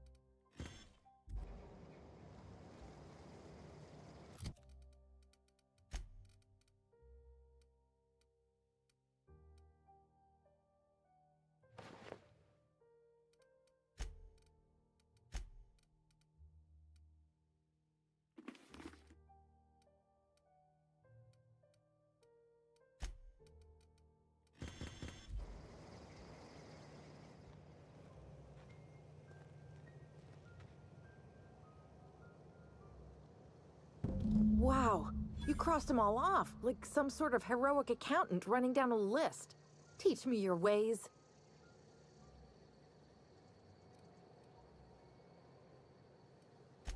What? You mean Adelaide's little congregation of nature-loving nobodies? I could not possibly be less interested in them. You, on the other hand, you were a sight to behold. If I had half your skills, I'd be the greatest outlaw the coast has ever seen. I'm great at clarifying. No. I insinuated myself into their company, see? And they didn't seem to mind one whit. I may have bartered them a few boxes of Adrena time, but yeah, I'm sure that's got nothing to do with it. I don't know. The vital processes that constitute the miracle of life are mysterious and unknowable. Oh, you mean around these guys? The Marauders wouldn't hurt me. They love me. I'm practically their queen. Yeah, it must be my natural charisma.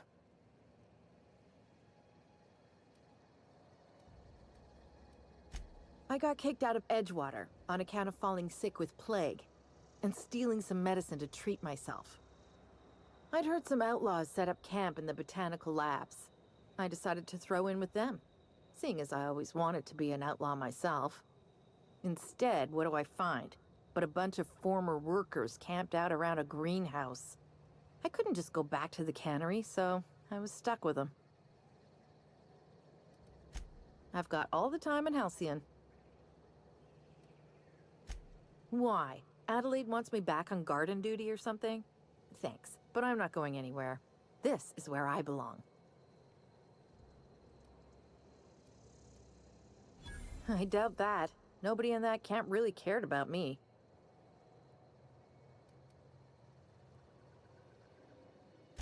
Yeah, I suppose you're right. Also, he could carry on a conversation, unlike these hooligans. I'll take my stuff and head on back, I suppose. Grace is gonna be glaring knives at me, so I've got that to look forward to.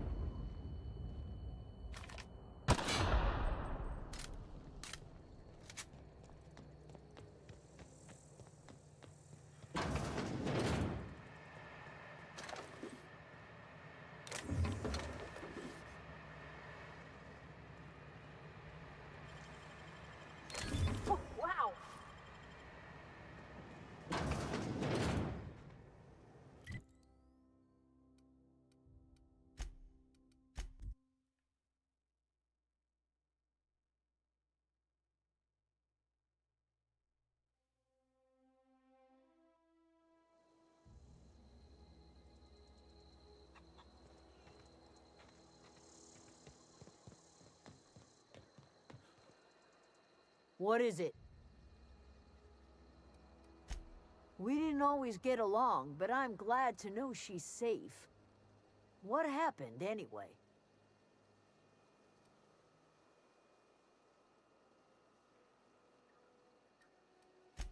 You pretty much did my job for me. Least I could do is pay you for your trouble. Let me know if I can do something for you.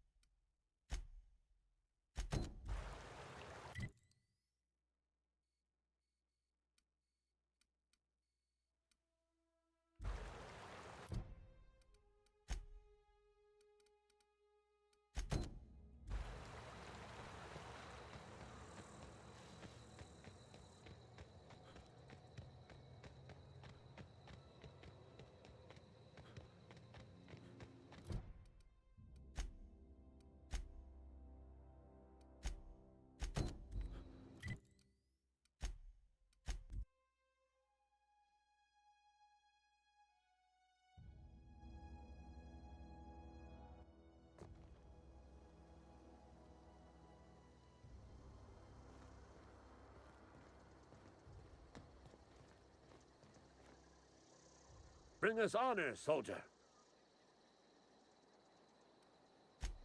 You beat that scout to scrap with its own legs? Pulled its optic cables out its head case? Actually, don't tell me. Rather use my imagination. You're a passing fair soldier, I will confess. But you are one, and the enemy is legion. What you need is an equalizer, a weapon to strike fear in their cold, mechanical hearts. Cantina, lavatory, behind one of the toilets. That's where I've kept it hidden all these years. Sharp, ain't it? The lavatory is the very last place a mechanical has need to enter.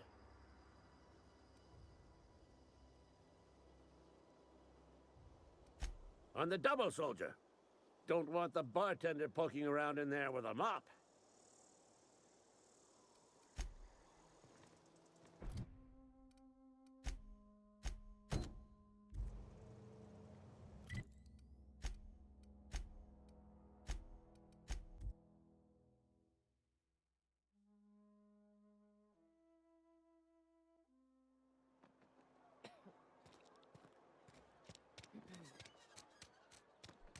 If you're falling sick, I don't want you near me. Wonder if the plague's ever gonna stop.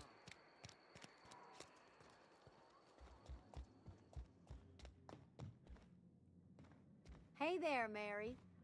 Don't see you round here too often.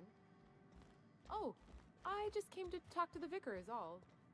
None of us are above confessionals. Any progress on that matter we discussed? Wonderful. This is fantastic. Well worth all the sacrifices I... Wait. What the fuck is this? Is this French? I can't fucking read French. It's a law-forsaken joke is what it is. French. Ha! I was so high and mighty, preaching to the yokels about following the plan, while fighting it at every turn.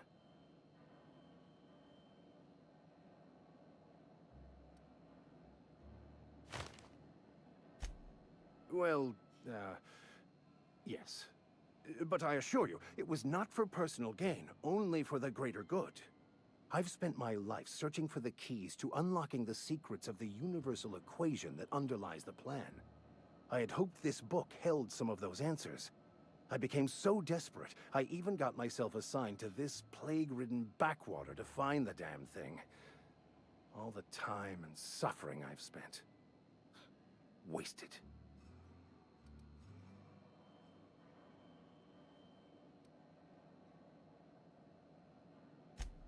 Please. As if my life should have no greater meaning than proselytizing to a bunch of feeble-minded wretches. Nothing could be more excruciating than discussing the true nature of reality with people who have no interest beyond their next Aetherwave program. But that's neither here nor there. What I need to do now is to find a translator, obviously. But to do that, I'll first need to secure transport. You have a ship. Perhaps I could make myself of use to your crew.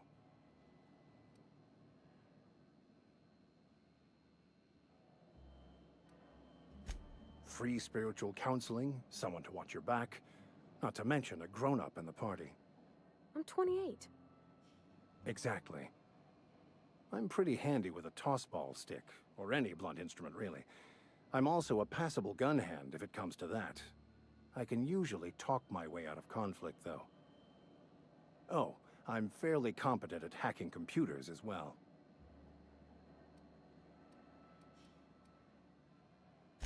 Well, understanding computers is, though I admit I took it further than most. And I was quite the 32nd back during my seminary days. Left many an opponent bleeding on the field.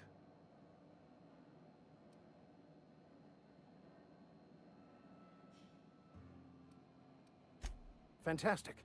Let me get my things in order and I'll catch up with you. Edgewater's gonna miss you.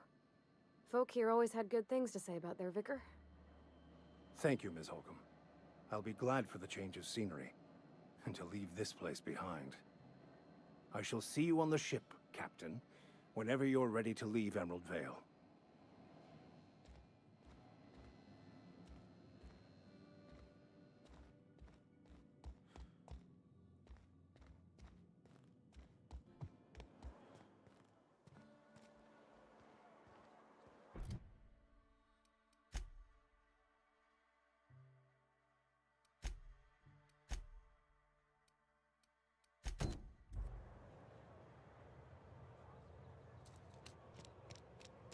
Something got you down?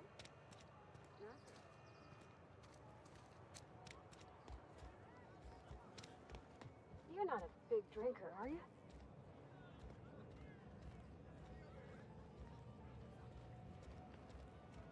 I'm going.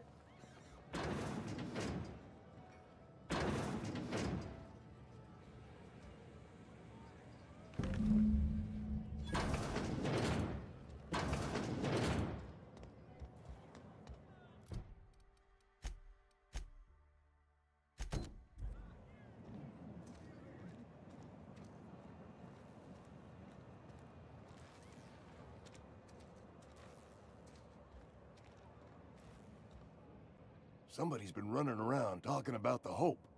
Wonder if that's a new drug of some kind.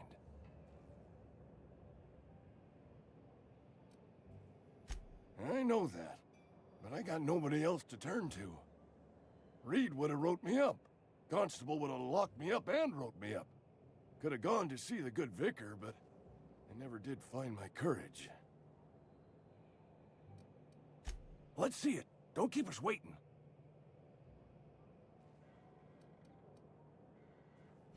I don't know what that means.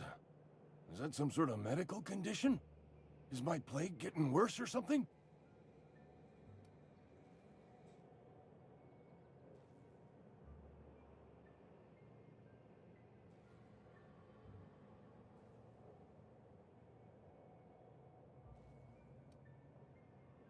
Sweet life-giving nostrum.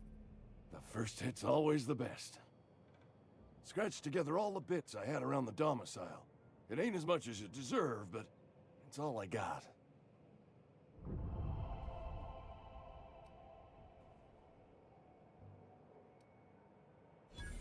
You'd really sprat me out? For what? A couple of extra bits? Here, take it then.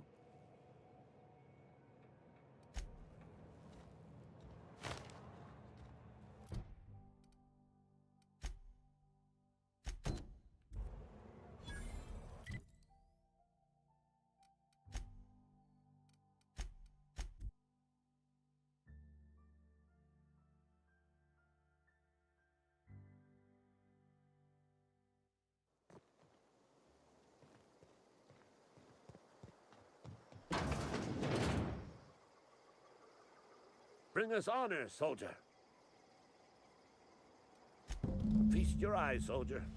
This here's a genuine Spacer's Choice injury customizing unit, designed to deliver a lethal blast of electrical discharge.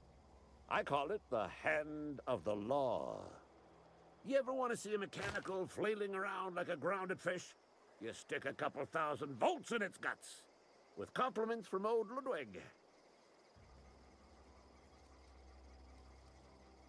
There's a workbench right through this door. Attach that unit to your favorite weapon and go forth into glorious battle. Time's come for you to journey down into the black heart of the enemy's camp. I'm talking about the old geothermal plant. Unfortunately, the old plant lies outside my board-given jurisdiction. You'll need to get a passcode from the boss, Reed Thompson.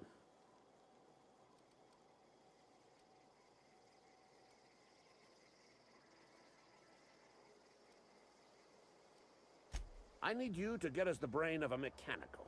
Well, not exactly a brain. Anatomically speaking, what we're looking for is a logic module.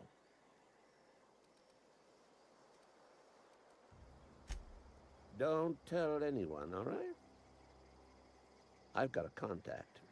A real expert in the inner workings of the automaton.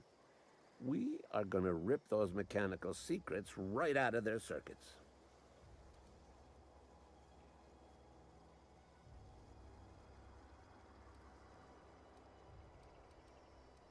There's the rub. If a mechanical breaks down, the logic module fries. So you can't rip one out of its corpse. You're gonna have to find an intact model somehow.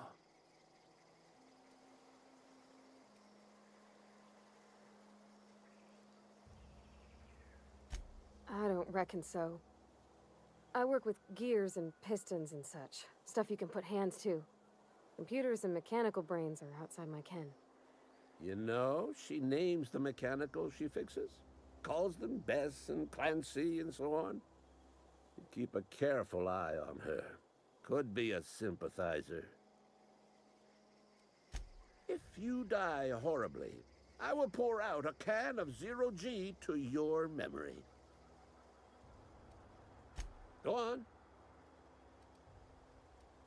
I'm Ludwig Miller, Associate Security Officer for Transportation. Officially, unofficially, strictly between you and me, I am the only thing standing between Edgewater and total annihilation.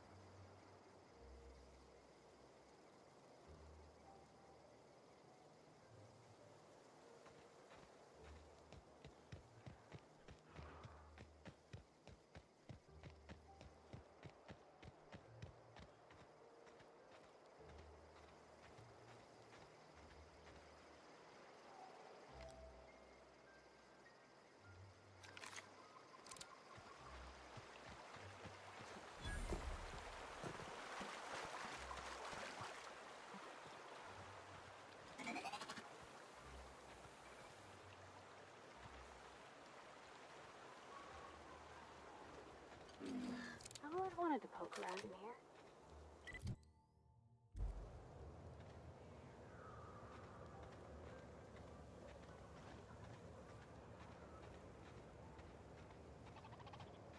Oh,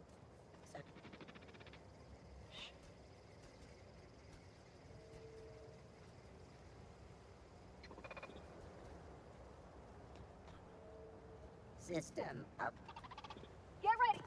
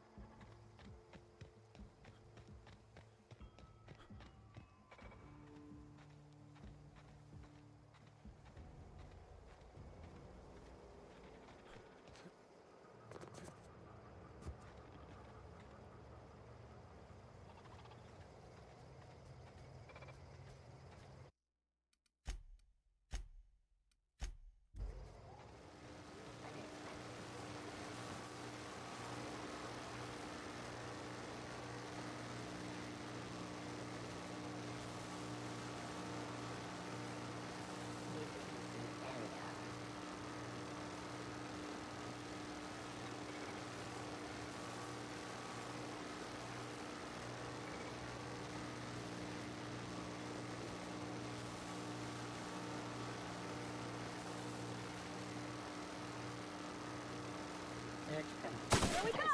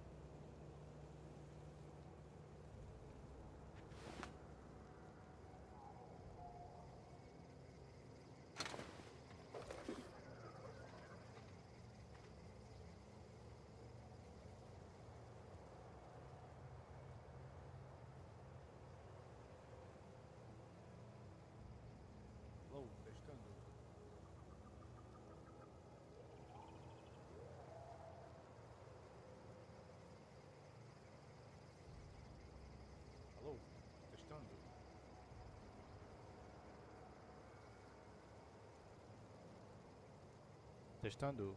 Alô?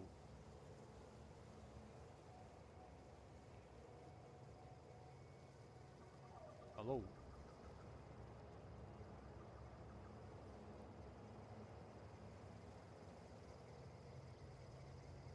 Alô, testando.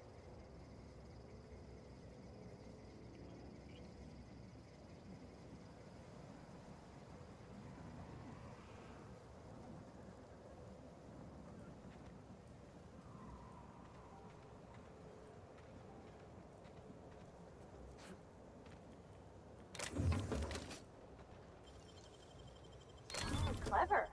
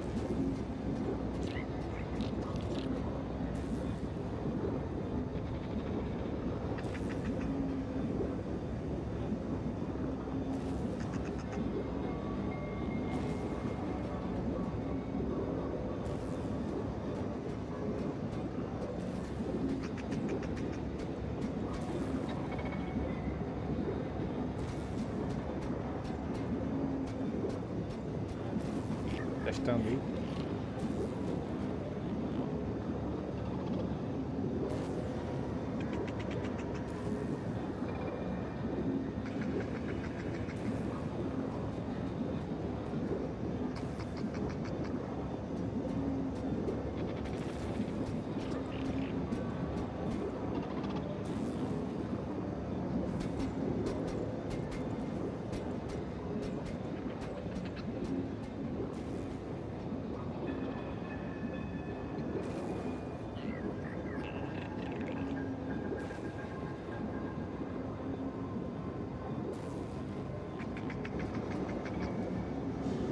The control room should be ahead somewhere and a touch to the right.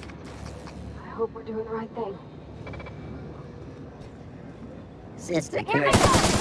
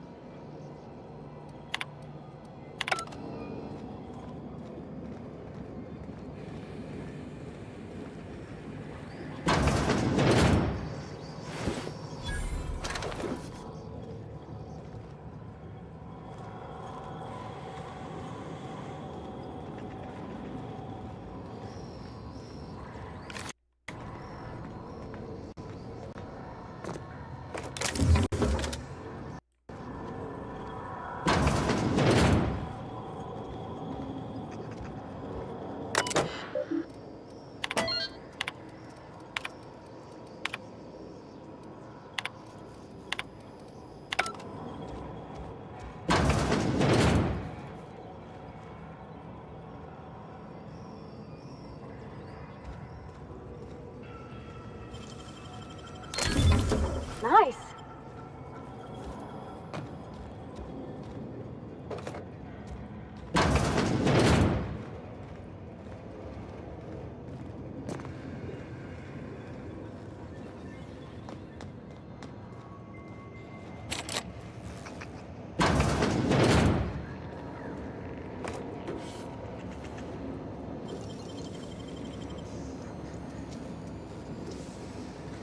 Dang, that's impressive.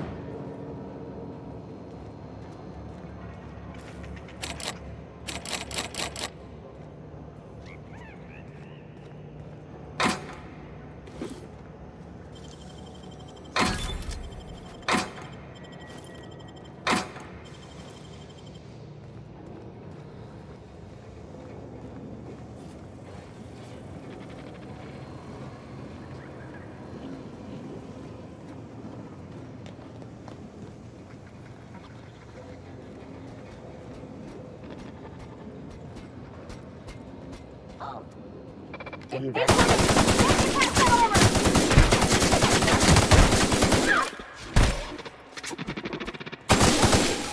the last of them.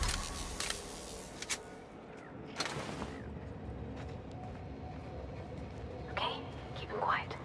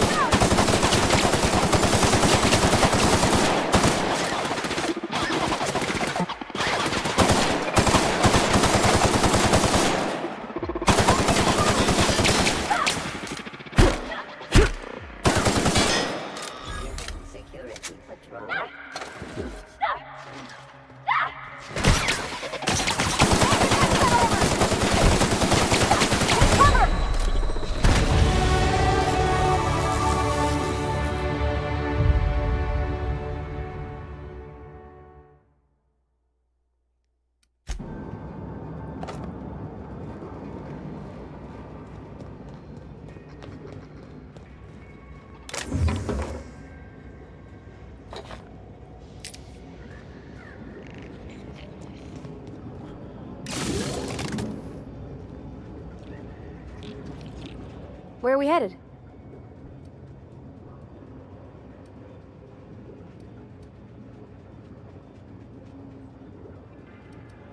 That's on account of how I never met her. She was in another division of the Spacer's Choice family. She worked in the Vale a few months, sorting the cannery computers. Her contract said any kids she had, expected or not, belonged to her office from the time of conception. So when I was born, I got sent here.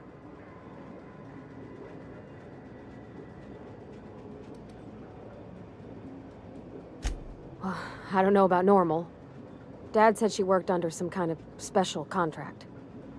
It's sensible.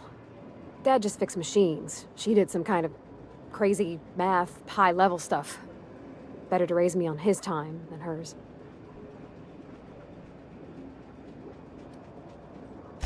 He's just interested in fixing stuff. He always used to follow me around, asking me to explain what I was doing. Like a puppy, kinda.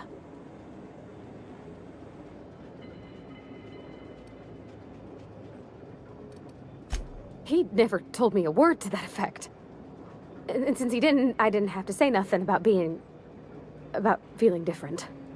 And nothing had to get weird. If he wants to learn about engineering, we should help him get those data pads he wants. I'd like to do that for him.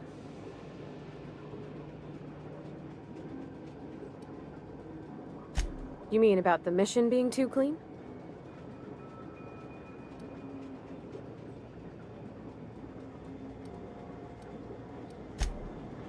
Sorry. I know, it's none of my business.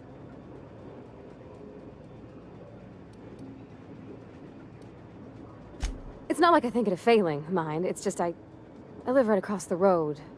Most nights I watch folks out my window. When they come in here, they might be happy or sad. Mostly they're tired. When they leave, they're mad at themselves. Or they stumble into the alley and I listen to their hearts breaking.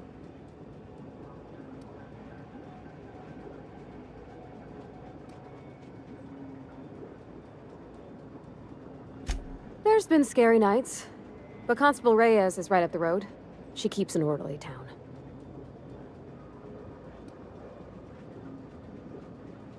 I know, but Vickers says the universe is a machine, that it runs by law. Real machines have gunked up oil, scratches, and worn bits. You can tell they've seen handling, been used by folk. The machine Vickers sees is one ain't never been run. It's not for people to live in. It's something on a museum shelf, under glass.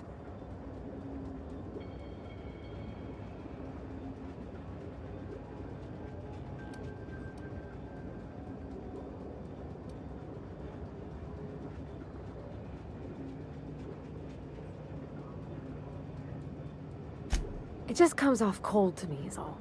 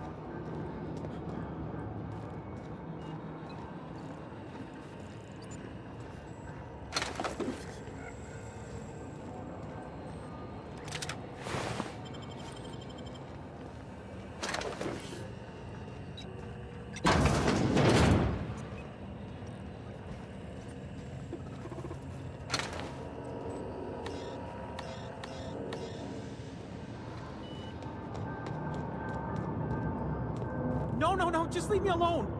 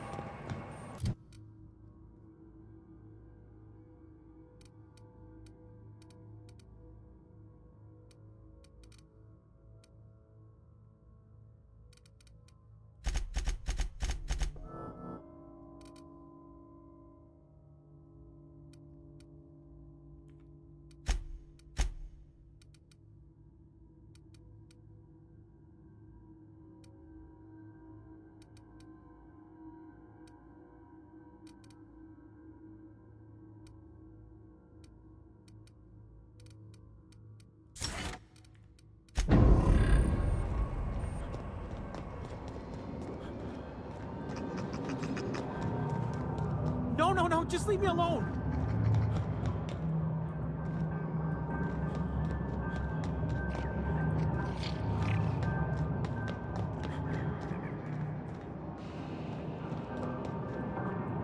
Go away, Phantom!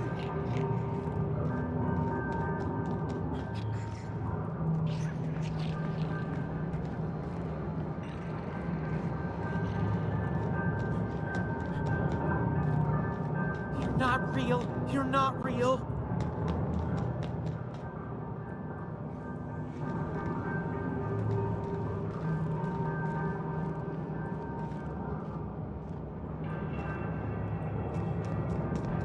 Go away, Phantom!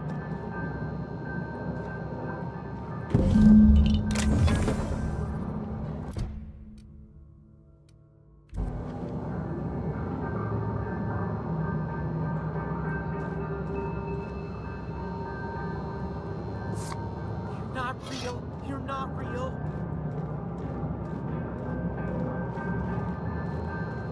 You're not real. You're not real. Get away from me, Phantom. Shoot. Scram.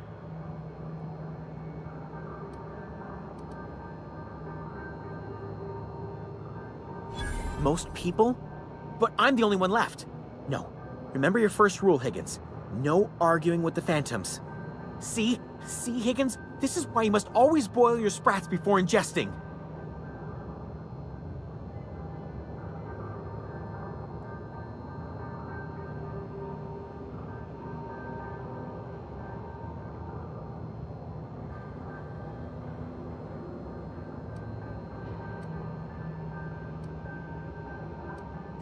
Clearly, I mistook you for one of the phantoms of my imagination, which terrorized me on occasion. Chester D. Higgins. The D stands for definitely not insane. I use it as a reminder.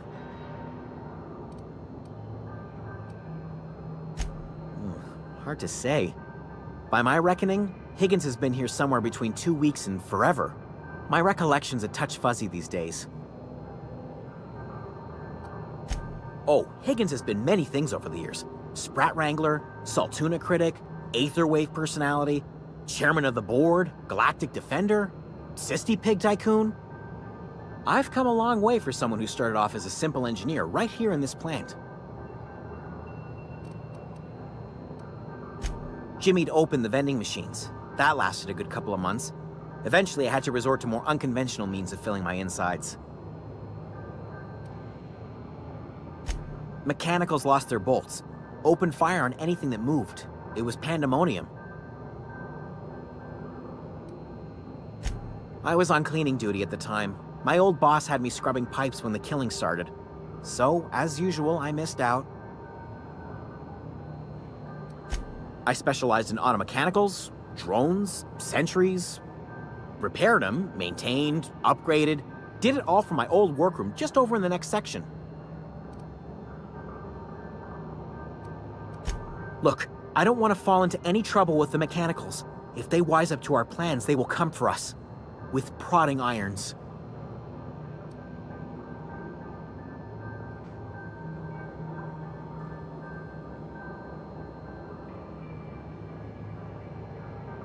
You know, you remind me of myself back when I was an intergalactic adventurer. I discovered a flaw. Their hostility levels were hardwired to maximum. There's no changing that, but you could rewrite their targeting protocol so they attack each other instead. Yes, that's exactly it. I see you're also versed in the noble art of mechanical engineering. There's a behavior control terminal in the other room. It should have options to change how the mechanicals act, including whom they shoot at. Oh, that reminds me. You'll need my passcode to access the behavior control terminal. Here, let me just write it down for you. The tail. Definitely start with the tail. If you're feeling adventurous, the ears are a particular delicacy. Mechanicals lost their bolts.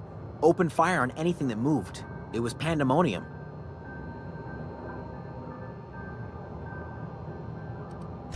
You mean, why did the mechanicals go on a murderous rampage? Same reason any of us do, I suppose. The voices told them to do it. I was on cleaning duty at the time. My old boss had me scrubbing pipes when the killing started. So, as usual, I missed out.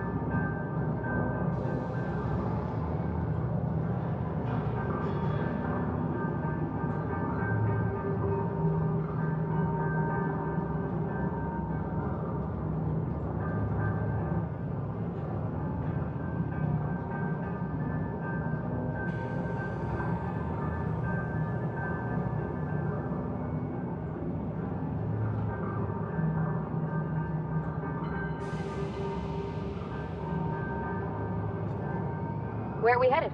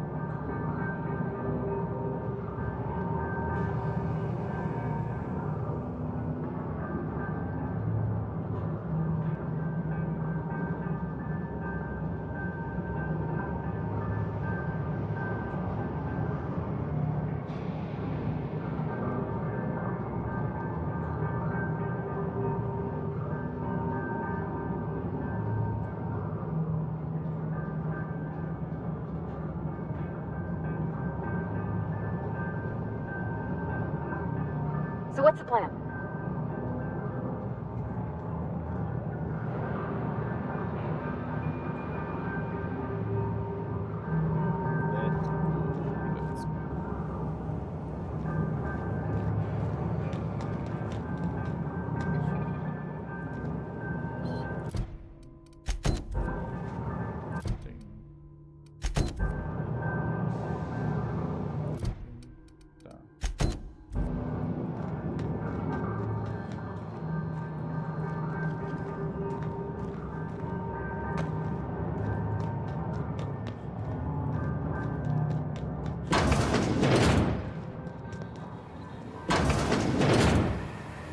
Mind the steam.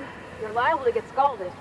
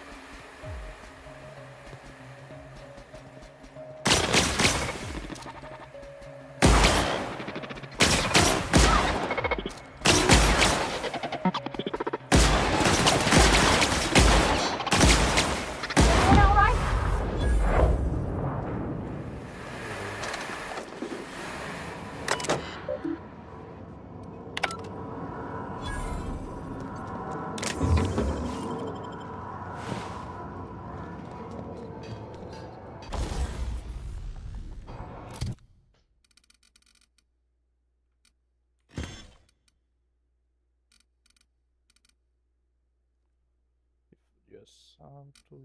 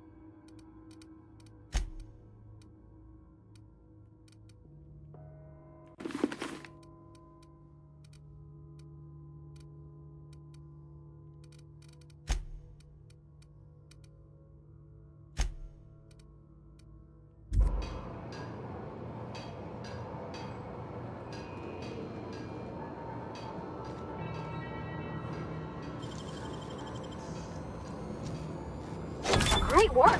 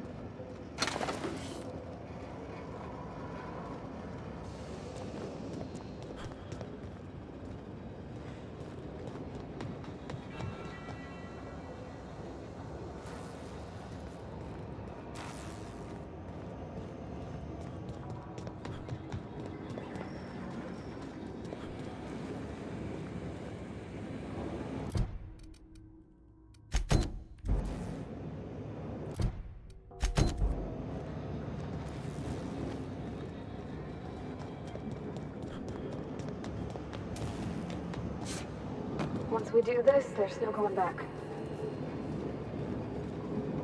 Where are we headed?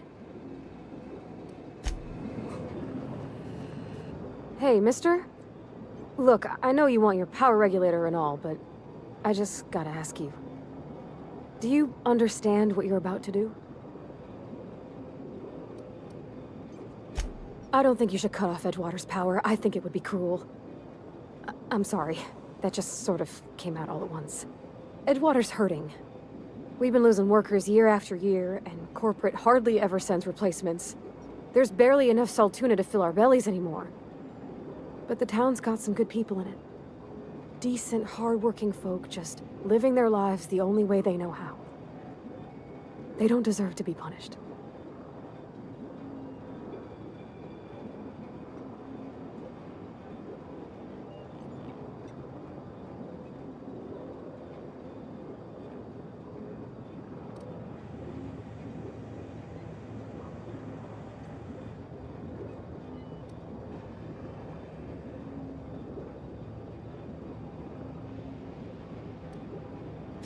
That sure sounds like Mr. Thompson. If he was standing here, I imagine he'd remind us of how we're all one big, happy Spacer's Choice family. In Mr. Thompson's eyes, those deserters are still part of the Spacer's Choice family. The family must work together in order to survive. I hate to say it, but I think Mr. Thompson's got a point. Unless those deserters come back, Edgewater's as good as dead.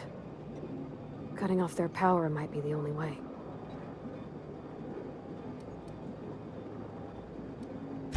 Miss McDevitt's built something beautiful. Somehow, she's talked the ground into giving life again. It's plain to see she's made the Vale a better place. Fed the hungry, tended the sick. Gave a home to those that had none. But Miss McDevitt delights in Edgewater's suffering. She wants to hurt the town. Do you really want to be party to that kind of hatred? Sorry, I didn't mean to babble on like that. I felt like I had to say something.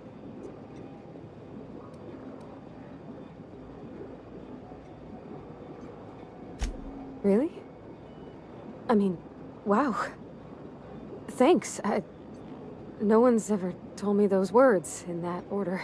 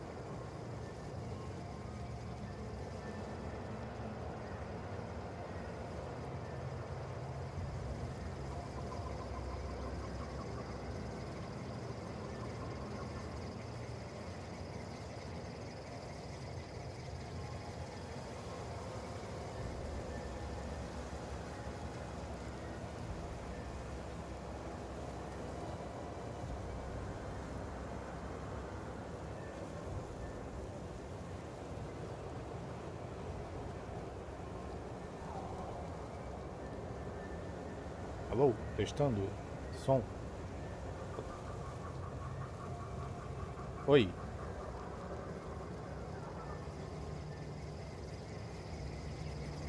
Alô, testando. Som, som. Oi.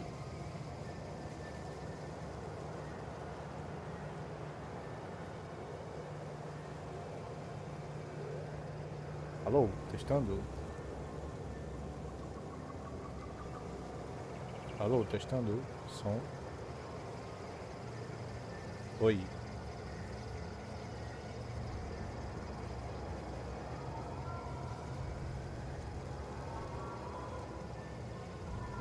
Hey, take your time. Testando. Som. Som, som. Oi. Som. Testando.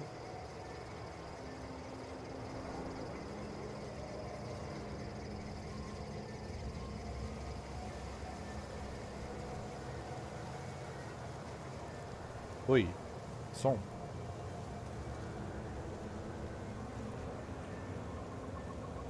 Oi, som. Alô. Alô, som. Testando.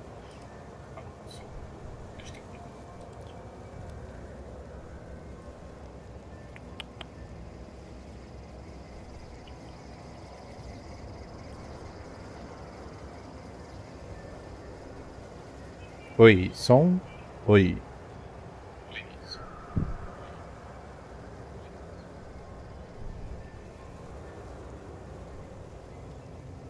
Oi.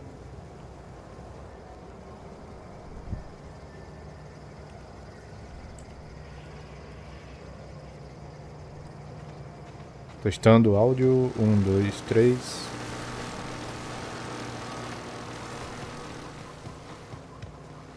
Áudio, som. Oi, oi, som.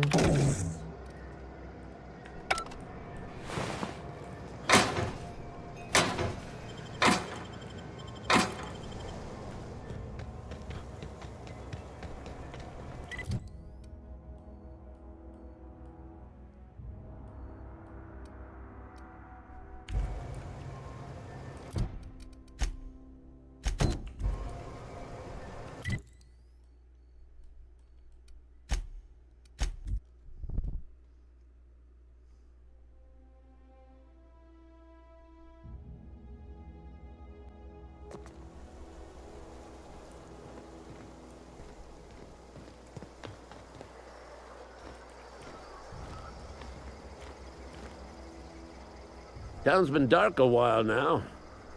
Could be a mechanical trying to sabotage us. Bang up work, soldier. You're a credit to your uniform. Oh, that reminds me. Gotta look into getting us a uniform. So this is it then. The key to humanity's victory over the mechanical hordes. I would reward you with the gratitude of the Resistance, but I'm guessing you want something tactile. So here's a couple bits for your trouble, and a little something to remember me by.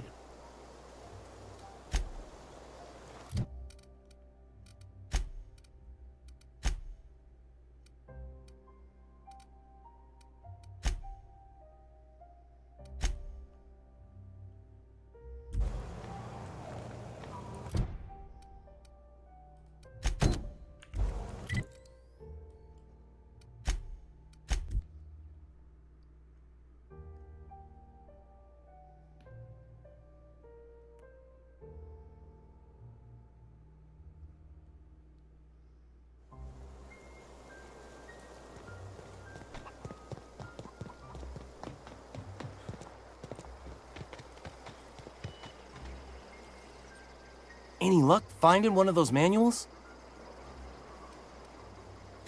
No kidding! Really? Well, which one?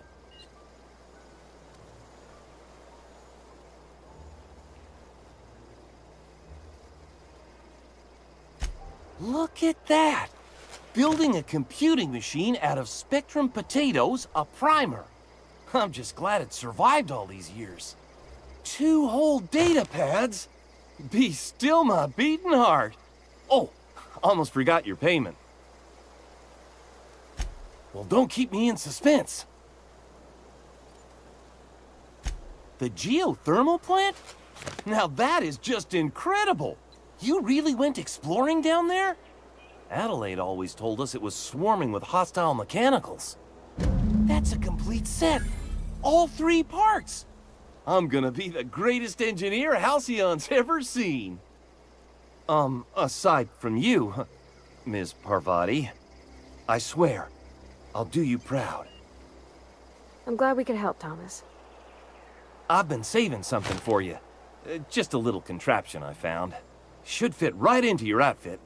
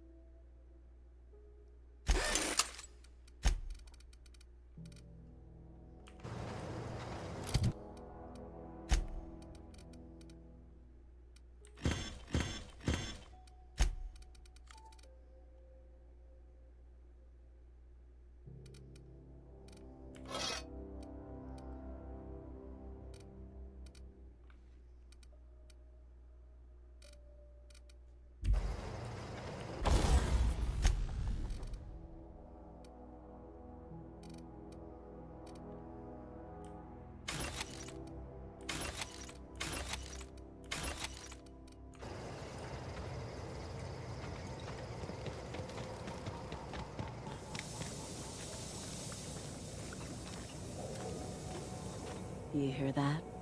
That low, pleasant hum of electricity? It whispers across the Vale like the winds of change. You've done well. I would have paid my last 5 bits to see the look on Reed's face when the last lamp in town burnt out and the cannery fell to silence. Time's come to look toward the future. We'll grow, I expect. A lot of workers out there with nowhere else to go.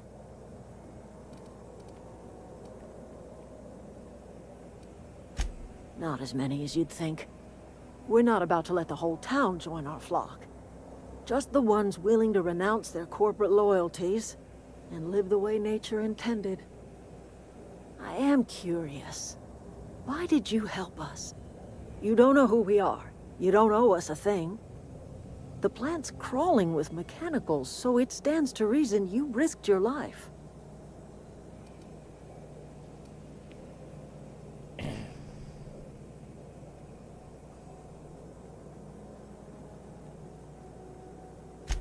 You're not quite like anyone else I've met. You haven't had your consciousness programmed by the board. You're welcome among us if you're ever so inclined. Oh.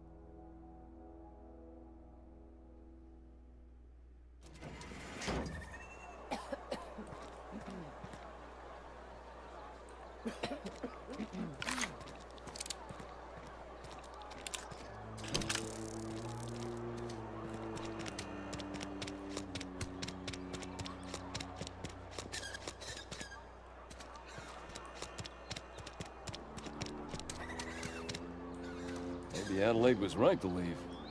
Desertion is a criminal offense, punishable by hard labor. You're safer inside the walls. Oh, it's you. Reed told me I should be expecting you. He's inside.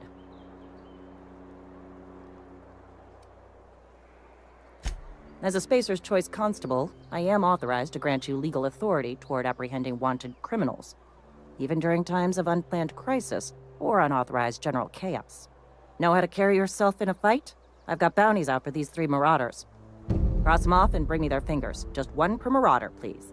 I'll dust off the old fingerprint roller. As long as your questions fall within the acceptable margins of curiosity.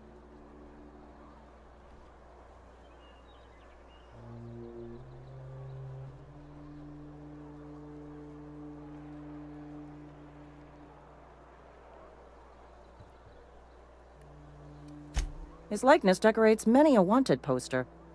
Do you have any relevant information about this individual?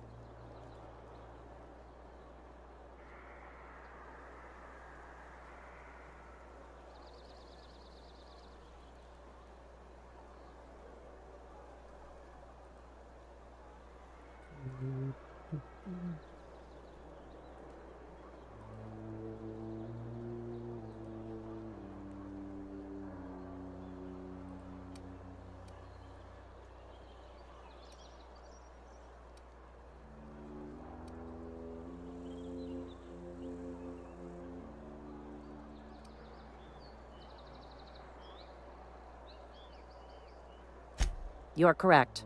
An outstanding bounty has been posted for information pertaining to the whereabouts of Phineas V. Wells.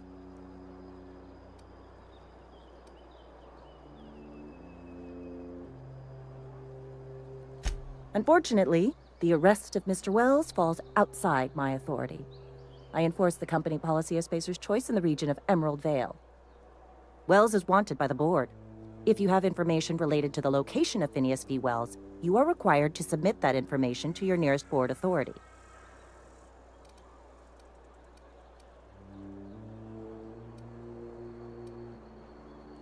I represent Spacer's Choice. Spacer's Choice is a wholly owned subsidiary of Universal Defense Logistics, which is itself a member of the Halcyon Holdings Corporation Board. Also, I specialize in processing fingerprints, so unless you're carrying Wells's finger on you, there's not a lot I can do for you. Any information regarding outstanding bounties and wanted criminals should be directed to Mr. Udom Bedford. Mr. Bedford's office is located on the Groundbreaker. Halcyon's original colony ship, now repurposed into a space station. Mr. Udom Bedford represents the board's interest on the Groundbreaker. Something else I can do for you?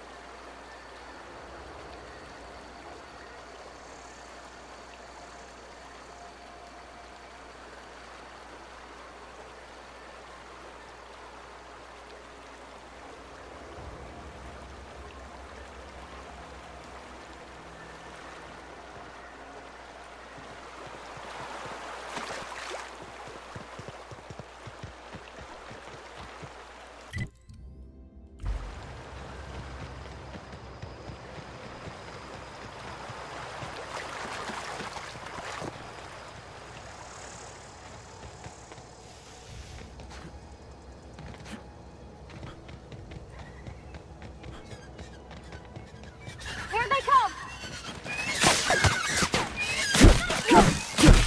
Everyone all right?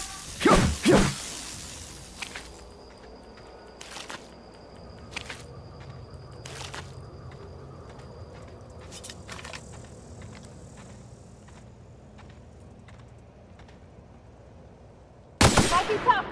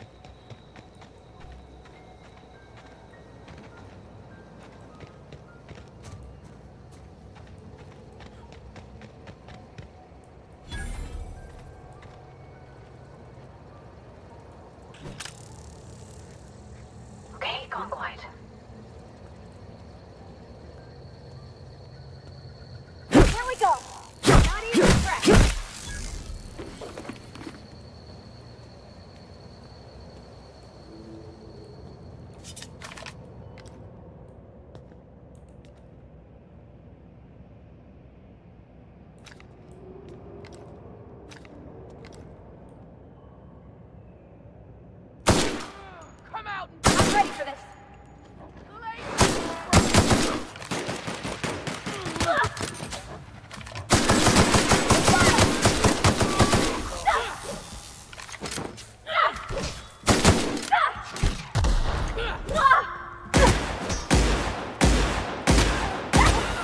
That's the last of them.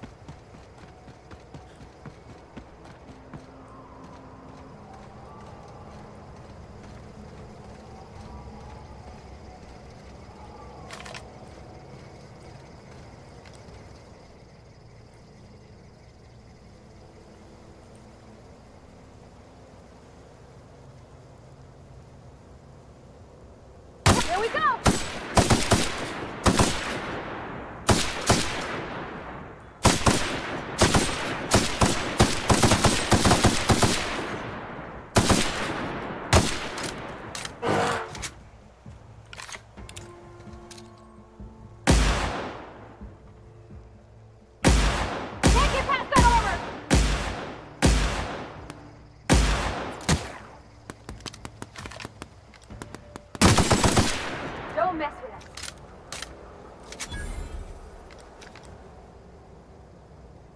All together.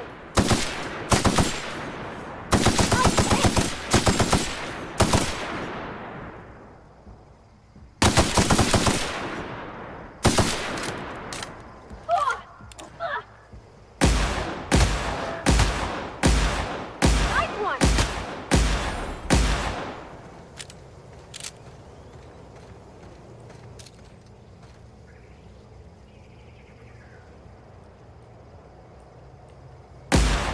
There we go!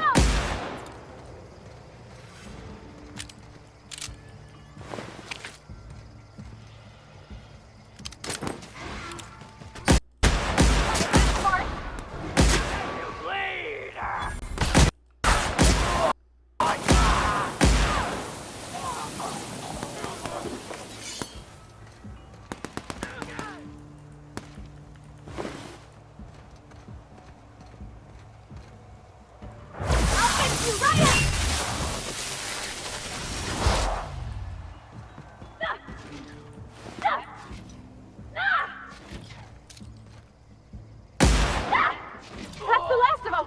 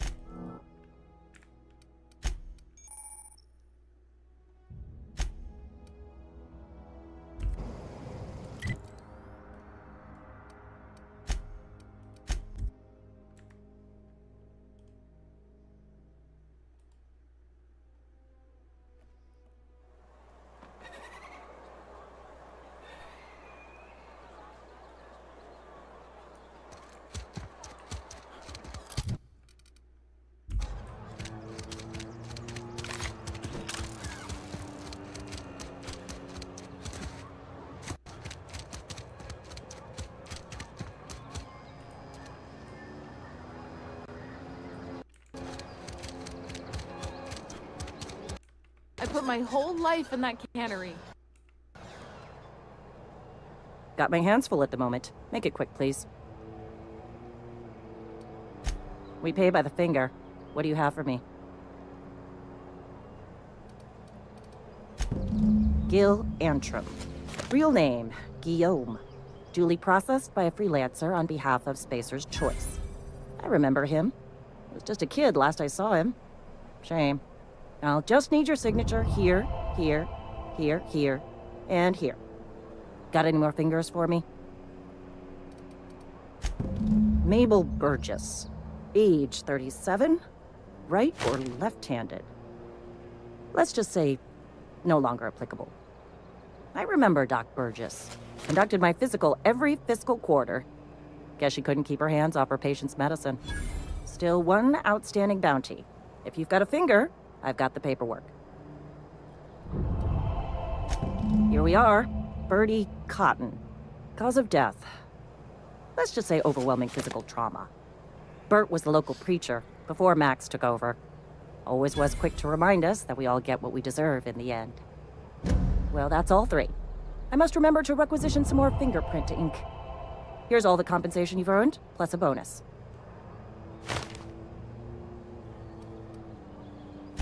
You've done such a bang-up job hunting down our former workers that I thought it only proper to deputize you. Congratulations. Let me stop you there. It is official Spacer's Choice policy that all Marauders, regardless of prior affiliation to the Spacer's Choice brand, no longer qualify as our people.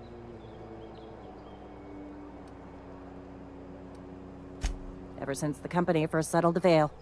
Life's good out here, but it ain't easy. Some folk can't keep pace with the demands of frontier life. Not everyone's cut out to work in Edgewater. Some turn deserter, some turn marauder. None of them get my sympathy.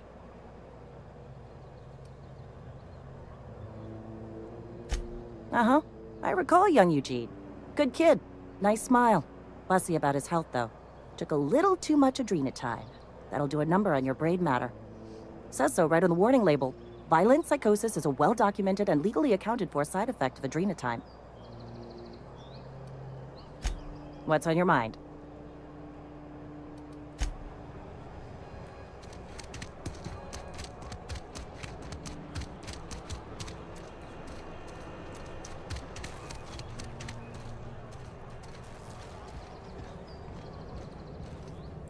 Just as I was on the mend, the cannery had to go and shut down.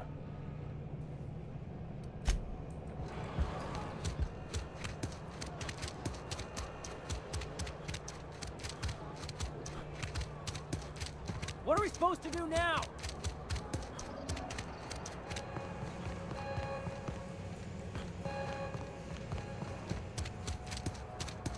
Is Reed hiding in there? Mr. Thompson is aware of your concerns and remains committed to guiding everyone. You picked a fine time to visit, stranger. I paid his burial fees, didn't I? Let the dead sleep.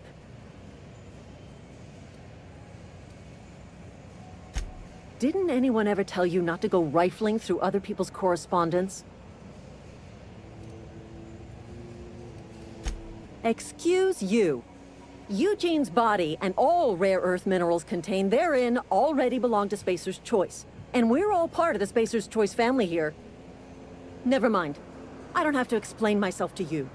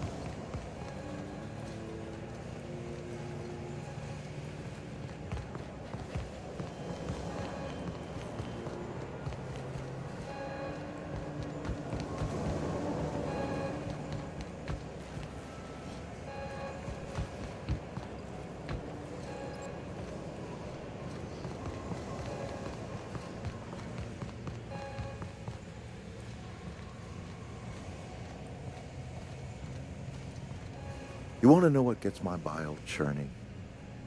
Edgewater has suffered a cavalcade of disasters. Plague, marauders, desertion. Then you wandered in town.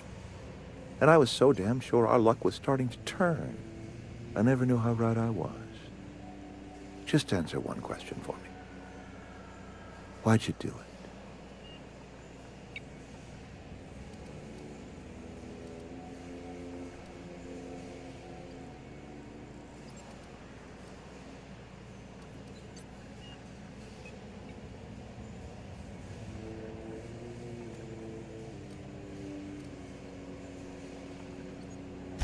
Is that right? I'm dying to hear this. Please, educate me.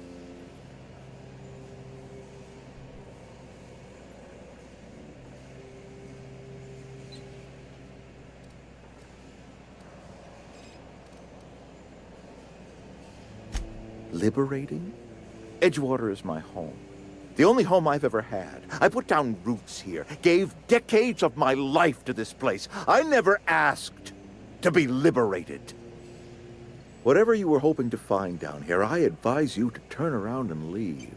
I have got guards posted with orders to fire on you.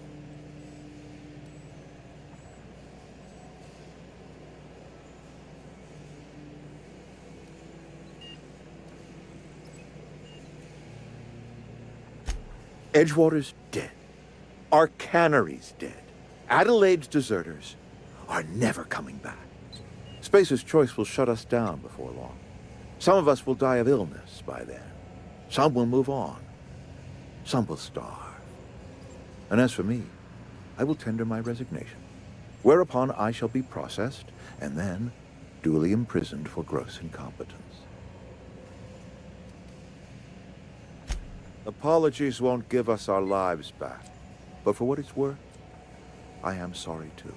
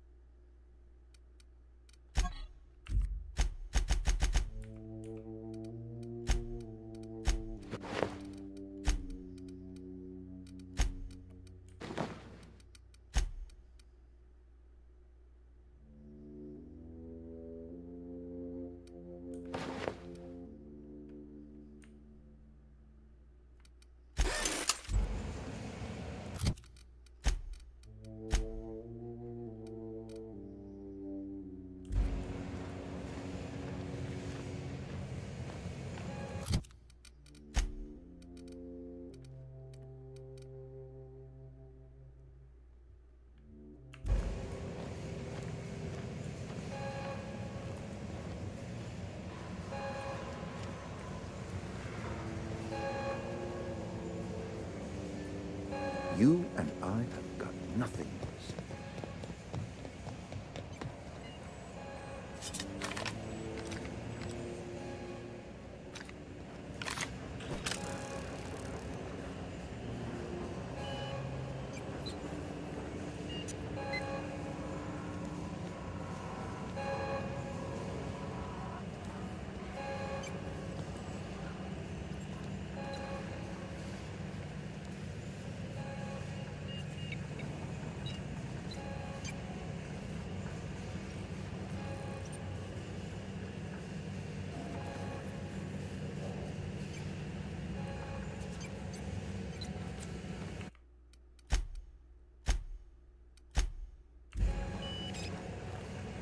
No!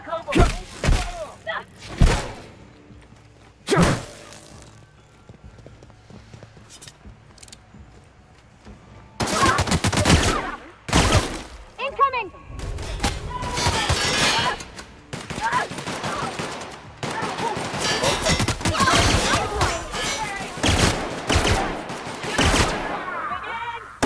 That's odd.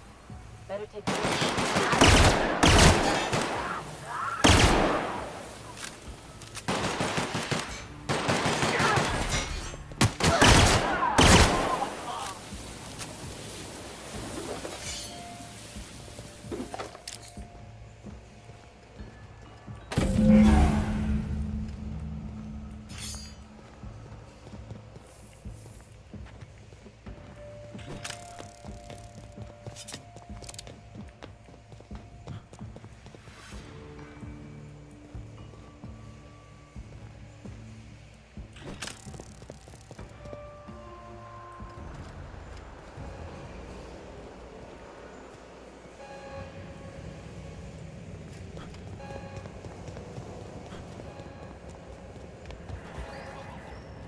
Are we getting paid or not? Any loss of productivity will be deducted from your pay.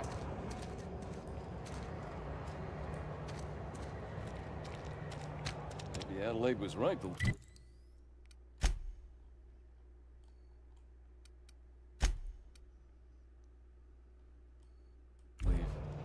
Desertion is a criminal offense, punishable by a hard...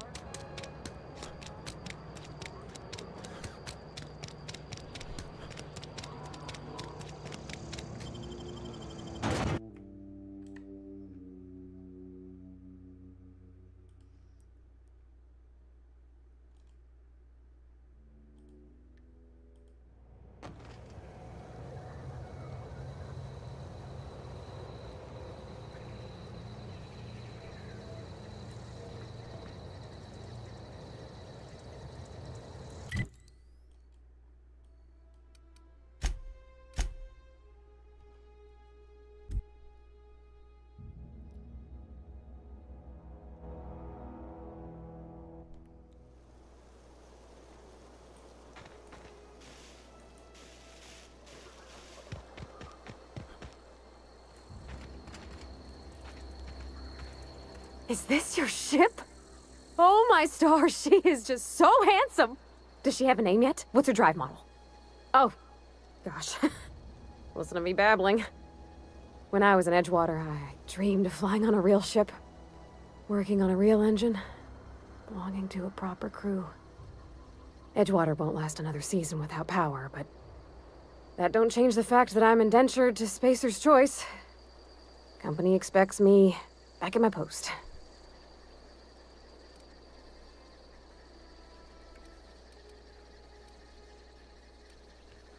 I've worked on the occasional supply coach in need of repairs. Once I built a little model craft out of spare parts, but Mr. Thompson found out and I had to take it apart. I want to ask you something, and you can say no. But can I come with you? I could tend to your engine. I know my G-valves from my catalyzers, and I can keep your ship singing. And if you ever need a pair of eyes watching your back, I can do that too. What do you think?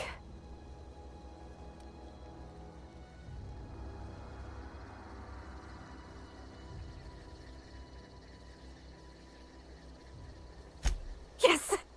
I mean, thanks. You won't regret this, mister. Captain. I can call you Captain now. Ha! I got a captain.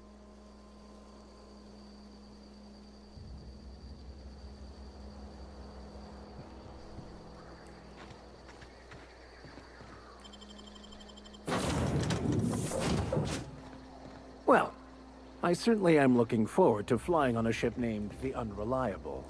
I'll just head upstairs and claim a ride.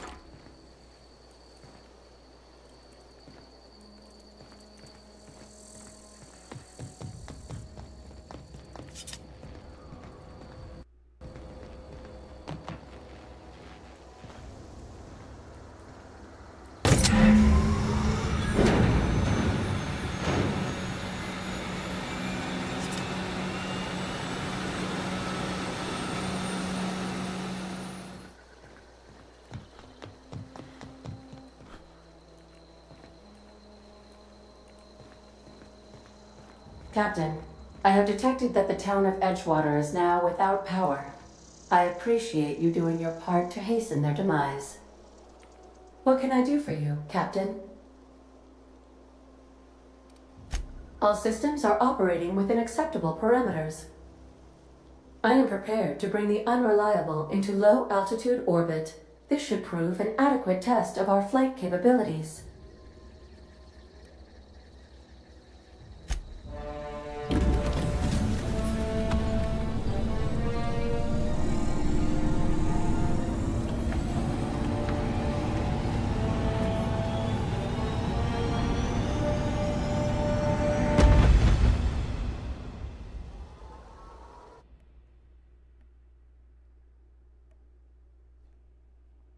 We have received a communication request from Dr. Phineas Wells. Aha, there you are. Hale and hearty, and captain of your own ship.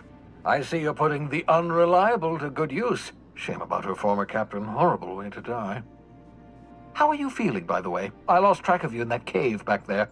Experiencing any unnatural drippage? Perfectly normal side effect of thawing, I assure you.